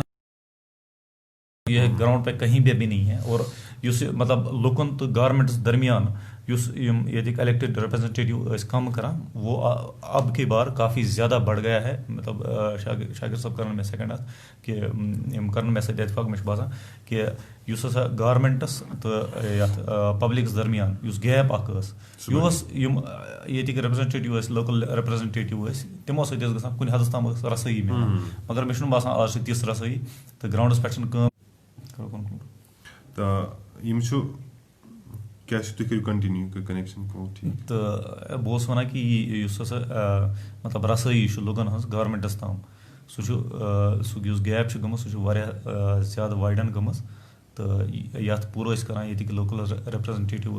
तम करान पूरा मगर यन पे सिचुएशन गई अक वरी पत कि लुकन तो गवर्नमेंटस मज रोज काफ़ी ज़्यादा गैप लुकन हंद ज़रूरियात मुतालबात तुम गवर्नमेंट्स तम पूर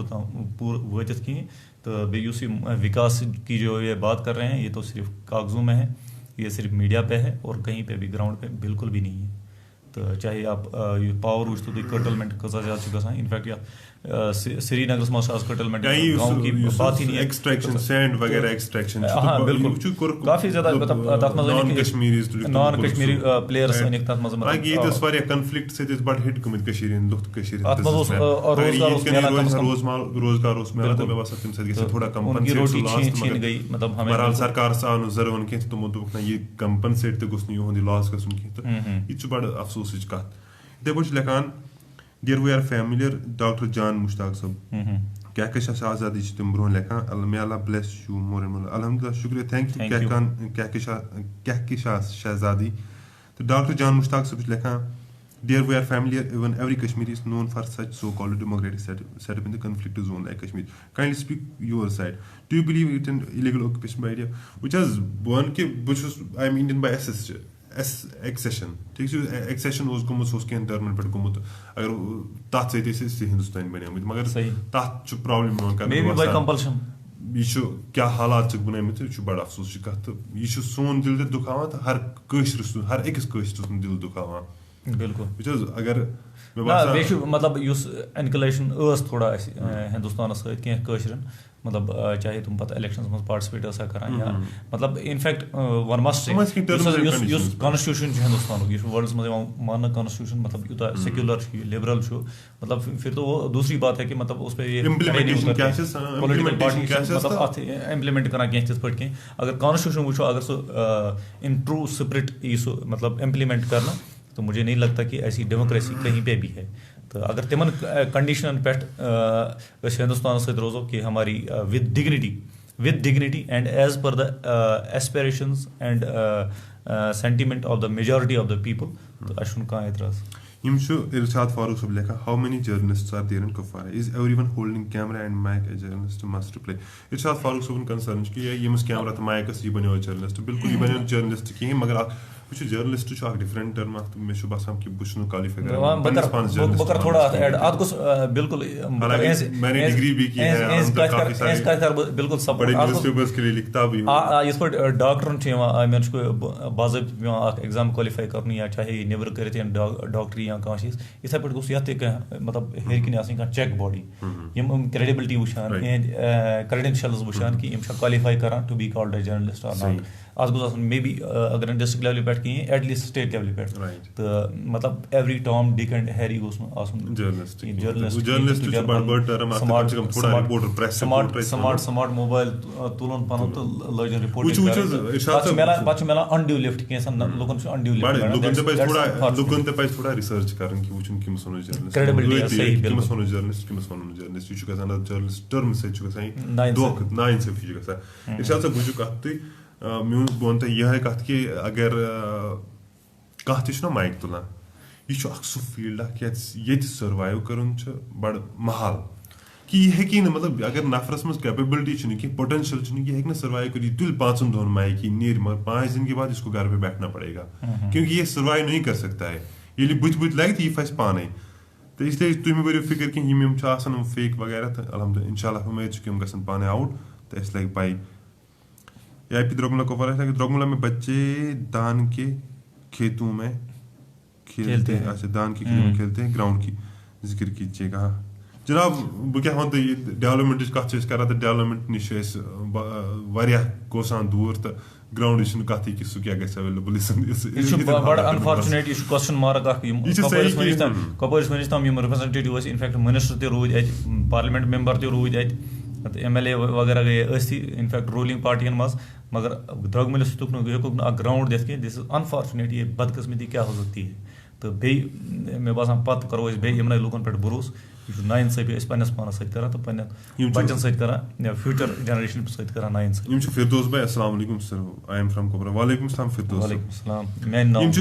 शाहिद अफरीदी खान। अस्सलाम वालेकुम सर, मैं कुपवारा से हूँ, मेरे विलेज का नाम दीदीकोट है सर। हमारे एरिया में नेटवर्क बिल्कुल भी नहीं है सर। इंडिया इतना सुपर फास्ट बन चुका है लेकिन नेटवर्क प्रॉब्लम से सफ़र करे बिल्कुल। दीदी कोट में बड़ी याद कि मे दोस्त तत रोजान वसीम तमन नाम तो तुम बार बार मे चीज कर डिस्कस ये फोन पे कत कर मे सत साफ गसान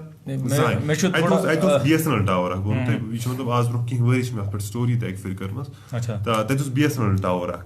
तो सह गो डिफरेंट पे एक स्कीम तहत बनोमुत तथ कोर्मुत शायद नेशनल इंटरनेशनल किम तम बैंकन किम तम ऑर्गेनाइजेशन सपोर्ट कोर्मुत तथ तहत बनोमुत और सह गो पे डिफरेंट तथ सर्विस वगैरह जरूरत आसान सह नत मिल बह कर थोड़ा मे कंटेक्ट कह friends vends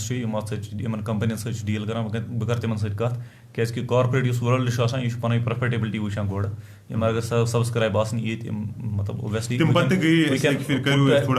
demand to the concern company बह हेक तिमन वनित कि दीदी कोट कुपवारा देयर इज अर्ज ऑफ कोशिश करो one side had taken up this matter तम साथ करो थोड़ा इनिशिएट पद रूद बे इथे पद हालात गई डिफरेंट आर्टिकल एश्योरेंस हेक बह दिथ कह तो बह मैसेज तिमन तम वतित अगर इन बासा मतलब एहदिस स्केलस मज ये तो उमर फारूक साहब one the question is what is real journalism sir जनाब थोड़ा दूर में तो हथ मज ते हैस कि क्या तो इंशाल्लाह इस करो कुछ साथ अथ मज इन डिटेल ते कथ कि रियल जर्नलिज्म क्या तो ताकि सैंपल वर्डन मज गि मिरर यह वुश तम रिफ्लेक्शन यह बिल्कुल वातन तथ फॉर्म मज मिक्स कहें। आमिर वानी साहब ये आपका पहला प्रोग्राम है सर। बिल्कुल मैं बस आज को लाइव प्रोग्राम मैं फर्स्ट टाइम कोर्मुत तो लाइव ज्यादा लाइव कहें तो मे बासान शायद लाइव कम दुम मे मतलब इत पे इन डिटेल कर चलो इट्स अ नाइस एक्सपीरियंस। हाँ तहदे से जुड़ो तो अम सत कत कर थोड़ा मजा तो हालांकि ईसा ज्यादा कत करें कि we have been talking for more than 1 hour now तो बड़ तहद से बड़ इंटरेस्ट कि वारिया चीज के डिस्कस थे कुनी फैमिली तुम सान सत तहद सत कुनी फैमिली अगर पानी उत पे टाइम मिलान कोविड सत गई ज्यादा डिस्टर्बेंस कि अकिस मुलाकात कर इन फिजिकल फॉर्म तो वह अगर इत पे जुड़ो अकिस तो कत बात गसान सह दिल बोझ अंदर कि सह हल्क थोड़ा गसान पे कहें कतन ते वाश नेरा तो बे कर प्रेफरेबली कर पे कत तो पन लैंग्वेज करो पे कत ताकि मिस अंडरस्टैंडिंग रोज कहें ते करो उर्दू मज कत खबर कह समझा कहें तो दपान यम उर्दू कर करो इंग्लिश मज तो ग सो आउट ऑफ कंटेक्स्ट नेहान खबर कत तो तवे कर पे कत तो सोन सारी कशरी तो बसा अगर कस ज्यादा तूफान तो तक समझ यूथन कि अगर सह ज्यादा अंग्रेजी बोला मगर तक तो आदिल हुसैन अस्सलाम वालेकुम सलाम। बस तुंद वारिया शुक्रगुजार कि 2G इंटरनेट होने के बावजूद आप हमारे साथ कनेक्टेड रहे। Thank you so much. Haji Adil Hussain Sahab अस्सलाम वालेकुम सलाम। आदिल साहब हाजी नज़ीर साहब अस्सलाम वालेकुम सलाम। आदिल हुसैन इंजीनियर रशीद के बारे में भी जनाब बिल्कुल सलाम दीन सीर साहब अस्सलाम वालेकुम मेरे दोस्तों आप के बारे में जी जनाब हमने बात की उनके बारे में, आप फिर से देख लीजिए ये वीडियो आपको पता चल जाएगा हमने उनके बारे में बात की। शाह तौकीर इस्लाम शमश जर्नलिस्ट सती तो अम्स लिखा अस्सलाम वालेकुम। वालेकुम सलाम तौकीर साहब तो what about the current political scenario of Kashmir जनाब तुझ तु ग्राउंड्स पे आसान अस तु ग्राउंड्स मज आसान तो अस वुचान दोहस सिचुएशन क्या तो डिस्कस त कोर अस यथ मज कि क्या करंट पॉलिटिकल सिचुएशन बे छु हालांकि आप भी कई सारे पॉलिटिशियंस जो है उनके साथ आपके कई सारे रिसेंट इंटरव्यूज भी रहे तो आपने वहाँ भी समझ ली होगी बात तो बे बहरहाल अस कर यथ मज त तो जनाब बूझित आमिर वानी सब सर रिप्लाई जल्दी कर कमेंट्स बहुत आ रहे हैं जनाब बिल्कुल आमिर सब करान कोशिश कि करो यसान कि कहें तो गोस मिस गन कहें तमें मूजूब से थोड़ा पगह Malik Sahib there are few journalist in our district तो appease the administration by consulting before publishing any news and those non-authorities for sending like contacts etc. जनाब यह बड़ गलत चीज शायद सब कि मतलब अख न्यूज करें तो प्रोसो एडमिनिस्ट्रेटर से यह करवा तो न करवा तेल के जर्नलिस्ट की यह मतलब यह PR हुंद करान ठीक तो तेल क्या मकसद आव यह जर्नलिस्ट वन तेल कि यह सोई मतलब तुम सुन PR हो तो यह मन सो तसी कत यह कर पीछे करान न करान सह बड़ अफसोस कत मे बसा इस इंसान पा यह कार यल त्रोन पा यह कार बदनाम मतलब यह प्रोफेशन बदनाम कर कहीं ते Umar Farooq sir will you elaborate real journey Umar Farooq साहब बिल्कुल थोड़ा कर कत बे वो फिरदौस साहब पत वन कि यह गोस आसन मिरर सोसाइटी ताकि यह करे रिफ्लेक्ट योर वो यह करे ती रिफ्लेक्ट यह गोस पन मिक्सअप कर कि पन पर्सनल इंटरेस्ट खतर या तुत बयास तवन स्टोरी मज कहीं तम सत मिस प्रेजेंट गए मिस प्रेजेंट गए स्टोरी तो गोस गन कहीं ते बे गोस इंसानस मज गोस आसन काबिलियत गोस आसन यह गोस आसन कम से कम अमिस गस यह गोस क्रिएटिव आसन ठीक यह गोस क्रिएटिव आसन यह गोस लुकन मसल सही तरीके मज प्रेजेंट कर वोल आसन यमिस गोस तगुन सही तरीके मज प्रेजेंट कर नत लुको वन कत वन बुत बदल कत तो गई प्रॉब्लम ये साथ वो वन मसल आबुक इन मसल तिलुक तो तह गोस गन कहीं बे गोस मतलब यह कर मिस यूज अत प्रोफेशनस कहीं पन्ने पर्सनल इंटरेस्ट खतर तो गोस कर मिस यूज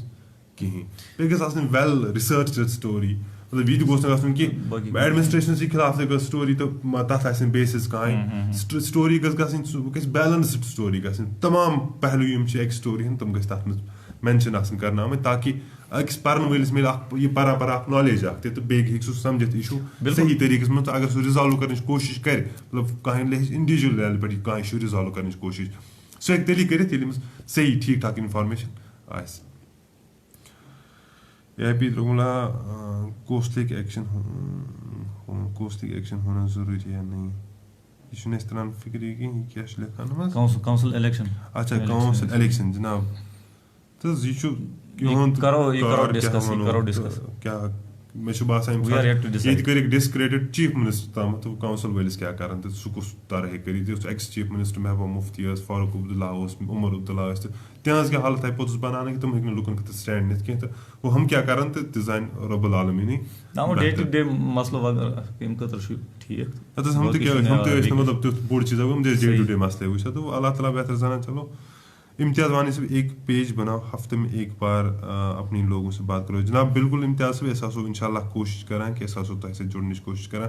ताकि कहें इशून खतरा पे सो कत करें 2G इंटरनेट प्रॉब्लम बिल्कुल अस कर अत पे कत कि यह बड़ स्टूडेंट सान बड़ नुकसान यम जैन आबिद हुसैन साहब लेखा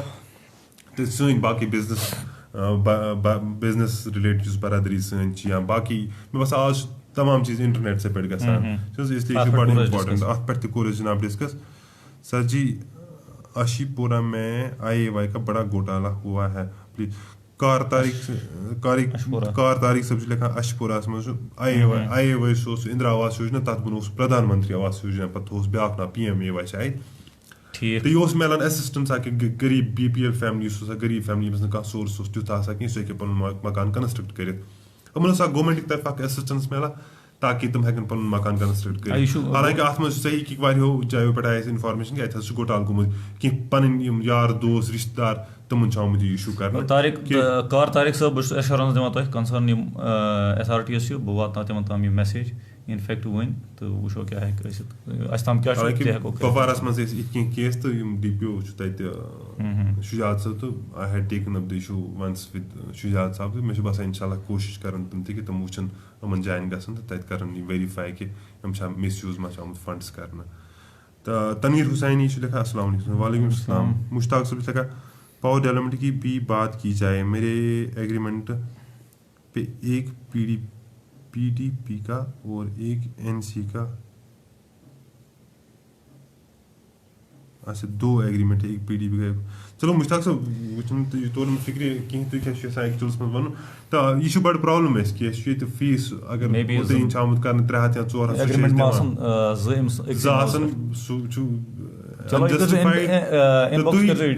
तुम करो इनबॉक्स से डिटेल पे कंसर्नड ऑफिशियल्स तुम सह टेकअप कर तुम गो समझावन तो मे बासा तुम समझन ते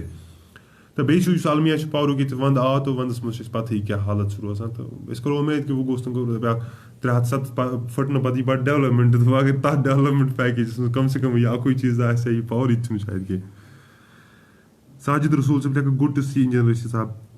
is being discuss we have forgotten him otherwise Sajid Sahab शुक्रिया Malik Shoaib, could you please repeat your views on my last comment? I do apologize for missing the same. Is karo upload to तुझे बे वुच जनाब तुझे करो बे इस जाके इस चुन weekend वो याद आए तो शायद वाले कमेंट्स 9 सभी अगर ये बे करो इस रिपीट ना बेसिकली कोई इस वाले कमेंट्स गए वुशन पता की करता है सुदाम का सब वाले में तो इजाज किरमानी साहब हटमट शाह भाई के कछवाना तो बहरहाल तो ऐसे बड़ फ्रीडम दिसम कि कहाँ कि अगर तो साइंस बारस में थी कहाँ चीज लेखन कर तो प्रोसन कह मिसकनसेप्शन मे बसा बेहतर कि हेको तथ बारस में डिस्कस कर हेको सह मिसकनसेप्शन दूर कर करो कोशिश एडवोकेट सैयद मुश्तफा बड़ बेहतरीन एडवोकेट सब तो बड़ कम करस में बार बार ब्रो रोजान चाहे लुकन मदद कर गरीबन गुरबात मदद कर या मेंटल हेल्थ रिलेटेड बड़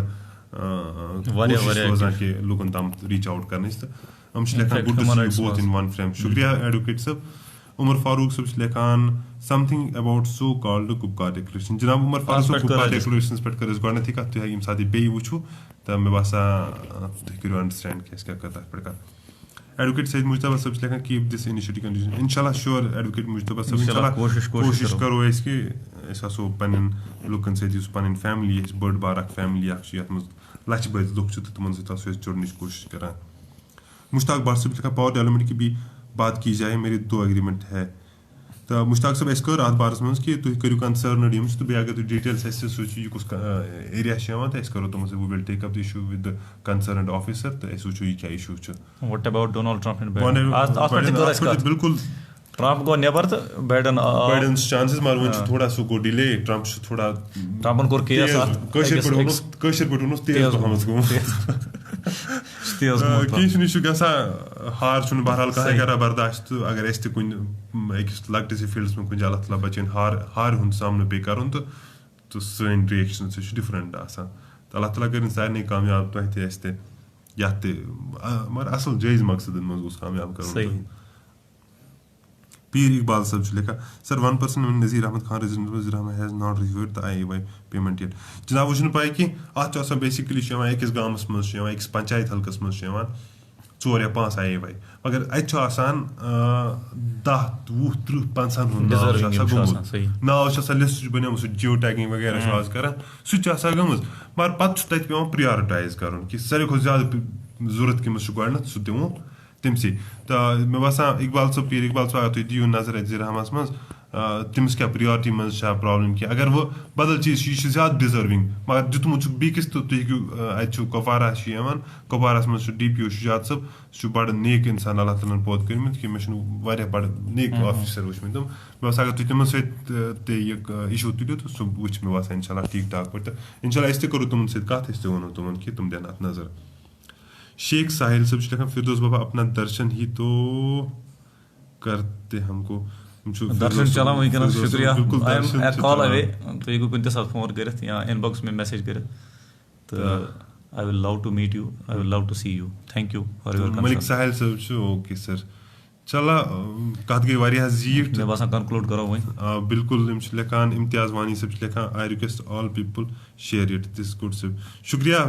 इंशाल्लाह ऐसी उम्मीद कि तुम करो शेयर ताकि बाकी सही वकिन जुड़े कि तुम तुहद शेयर वुचन तो ताकि तम ते जुड़न तम ते बोजन सोन डिस्कस कि सान फैमिली हंद कह मेंबर कह रलियामत तम पान कह कत करान तो तम ते बोजन ताकि फैमिली हंद पार्ट मे बसान अगर गरस मज कत नफर ज करान ना कत अगर 10 नफरन हज फैमिली ज करान कत हमन तक बड़ क्यूरियोसिटी रोजान कि यमो दयो कत कर कत कर कत गस तम वातन मे बस अगर तुम शेयर ते करियो सोन यह वीडियो ताकि यह वात बाकी लुकन ताम ते यम वकिन हेक वचित कि तम ते वुचन पीर इकबाल सब लिखान बे sir he is deserving one साहब बिल्कुल तुलो शाद सब शायद DPO तुम तुलो कत तो अगर तुम कैंडिडेट पान ते गस तौर तो तत हाय तम क्लेम क्या तम जेन्युइनिटी क्या कस तथ मज तो तम कर इंशाल्लाह तथ तम कर वेरिफिकेशन इशफाक वानी साहब अस्सलाम वालेकुम। वालेकुम सलाम। सलाम दिन सीर सब लिखन जनाब आप दोनों का मैं बहुत शुक्रगुजार हूँ कि आपने आज बात की, मैं बहुत खुश हुआ। शुक्रिया जनाब, मेहरबानी। नाइक अयूब सब लिखान nice to see you guys discussing public issues kindly organizing get together and invite all youth belong to AIP। तुम करन फिरदौस सब नाइक अयूब सब तुम गई फिरदौस सबन को हां बिल्कुल अस कर इनफैक्ट कर अस पद मिनट अख मीटिंग मे बस शायद दुई सन तम इनवाइट किन नो मीटिंग यूज करो इंशाल्लाह तत मस बुलाओ सारी। महराजुद्दीन सब लिखा अस्सलाम वालेकुम रहमतुल्लाहि व बरकातहू। सलामत रूजियो जनाब। वालेकुम अस्सलाम, शुक्रिया मेहरबानी। जोर बाबा सब लिखा about school fee and students loss. बिल्कुल यह बड़ा इंपॉर्टेंट इशू कि मे बसा हर कह फैमिली अत सत कंसर्नड स्कूलन तो शुरन लॉस को अत सत कंसर्नड अत basically school fee private school fee सज कथा वो तुम अत गवर्नमेंटन ऑर्डर अख कोड़मुत कि ट्यूशन फी सह करो सह करो पे मगर ट्रांसपोर्ट फी कहें बेसिकली अगर कंस अत मज बसान कि स्कूल फी क्या करो पे वो अत चीज गोडनेथ वो तुम ये स्कूल तुहद बच्चे पान तम मा स्टाफ नुनमुत कड़ित अगर तम स्टाफ कड़ित नुन तुम दीजो फी कहीं आप उसकी कंप्लेंट करो क्या तमिस गवर्नमेंट नुन कि स्टाफ सिंजन कड़ित अगर तम स्टाफ कड़ित नुन कंसर्न CEO तमिस करो कंप्लेंट इन स्टाफ नुनमुत कड़ित तो अस दिवन ट्यूशन फीस सह दिवो न कहीं अगर स्टाफ तती तेल मे बसान कि तुम घरों मज रूद तुम थे अत वक्त कहीं जीनित तुम घर फॉर्मलिटीज लेबलिटीज वगैरह खर्चा तुम पे तुम बरन गो तुम प्राइवेट टीचर रपस 4 5 6 सास या 10 सास पे करान रेतस तो यह तुहद तुम ऑनली सोर्स ये अगर तुम ये मिल कहीं तो मे बसान तुम तिज फैमिली गई ज्यादा हिट। मीर आसिफ अस्सलाम वालेकुम सर। वालेकुम अस्सलाम। जावेद अहमद सब अस्सलाम वालेकुम। वालेकुम अस्सलाम। उबैद मीर लिखान उबैद मीर सब the people who were capturing video on mehndi raat are now called themselves journalists. जनाब बिल्कुल डिस्कस तो जुड़ो थोड़ा लेट ही शायद तो अत पे कर बाज़ाब्त कत कि क्या मसल गोमुत। अजहर अंसारी सब लिखा how is the situation Kashmir. Azhar Ansari सब स्टार्ट पे कश्मीर सिचुएशन पे कत कर तो नेक्स्ट टाइम बे इंशाल्लाह बे करो अगर ये वीडियोस ते थोड़ा नजर दियो तो तत नीर तक कि क्या कत कर तो लिखान जावेद अहमद अस्सलाम वालेकुम सर। वालेकुम अस्सलाम जावेद अहमद सब। वानी मोहम्मद शफीक सब अस्सलाम वालेकुम। वानी शफीक सब वालेकुम अस्सलाम। पीर जुबैर सब लिखान ग्रेट पर्सन। शुक्रिया जुबैर सब। तो कत गई वारिया जीट कंस मा खेन चन ते रूदमुत करने अत दौरान तो इंशाल्लाह उम्मीद कि तुम करो यह शेयर बाकिन बरादरी हंद पन्नी फैमिली हंद जम्मू एंड कश्मीर फैमिली या मुस्लिम उम्मा पन्न फैमिली कि तुम करो शेयर ताकि तम ते वुचन यह वीडियो तो तम ते वुचन क्या कत कर तो कमन इशू रिलेटेड कत कर ताकि तुम मिल बेसिकली यम सात नेक्स्ट टाइम जुड़ो तुम सारी जुड़न तो अगर तुम कुछ सात कुछ जाए कह कन्फ्यूजन रूदमुत या तुम नश बेटर सजेशन तो सह करो शेयर ये थोड़ा ब्रॉडर व्यू मिलान चीज एक्सचेंज ऑफ थॉट रोज गसान तो मे सान खतर बड़ बेहतरीन चीज। यम लिखान नाई एजाज अहमद सब नाई शुक्रिया एजाज सब। चलो मे बसान इजाजत बे थो पे दुआन मज याद तो इंशाल्लाह यम नेक्स्ट टाइम जुड़ो इंशाल्लाह उम्मीद कि तुम जुड़ो अमी जोश वल सान बे साथ बे करो बे कहें इशून कि ये मज इशू कॉलेजन इशू सुबह बाक इशू तो तुम सारी इशूज कर लुकन हज लाइफ सत तुम डायरेक्टली कनेक्टेड आसान इंशाल्लाह बे करो बाकी इशून पे कत कह जुड़े बे वकिन आदिल सब अस्सलाम वालेकुम ग्रेट। वालेकुम सलाम आदिल सब। यम शाकिर सब ब्या अस्सलाम वालेकुम। वालेकुम सजाद शाह सब। शुक्रिया सजाद शाह सब। तो दियो मे बसान इजाजत तो इंशाल्लाह उम्मीद कि तुम पे दुआन मज याद तो बेय करियो तुम शेयर तो पन्न साथियन बाकी फैमिली मेम्बर नेबर तमन सत करियो शेयर ताकि तुम ते वुचन अस क्या कत कर शुक्रिया शुक्रिया बाकी अस्सलाम।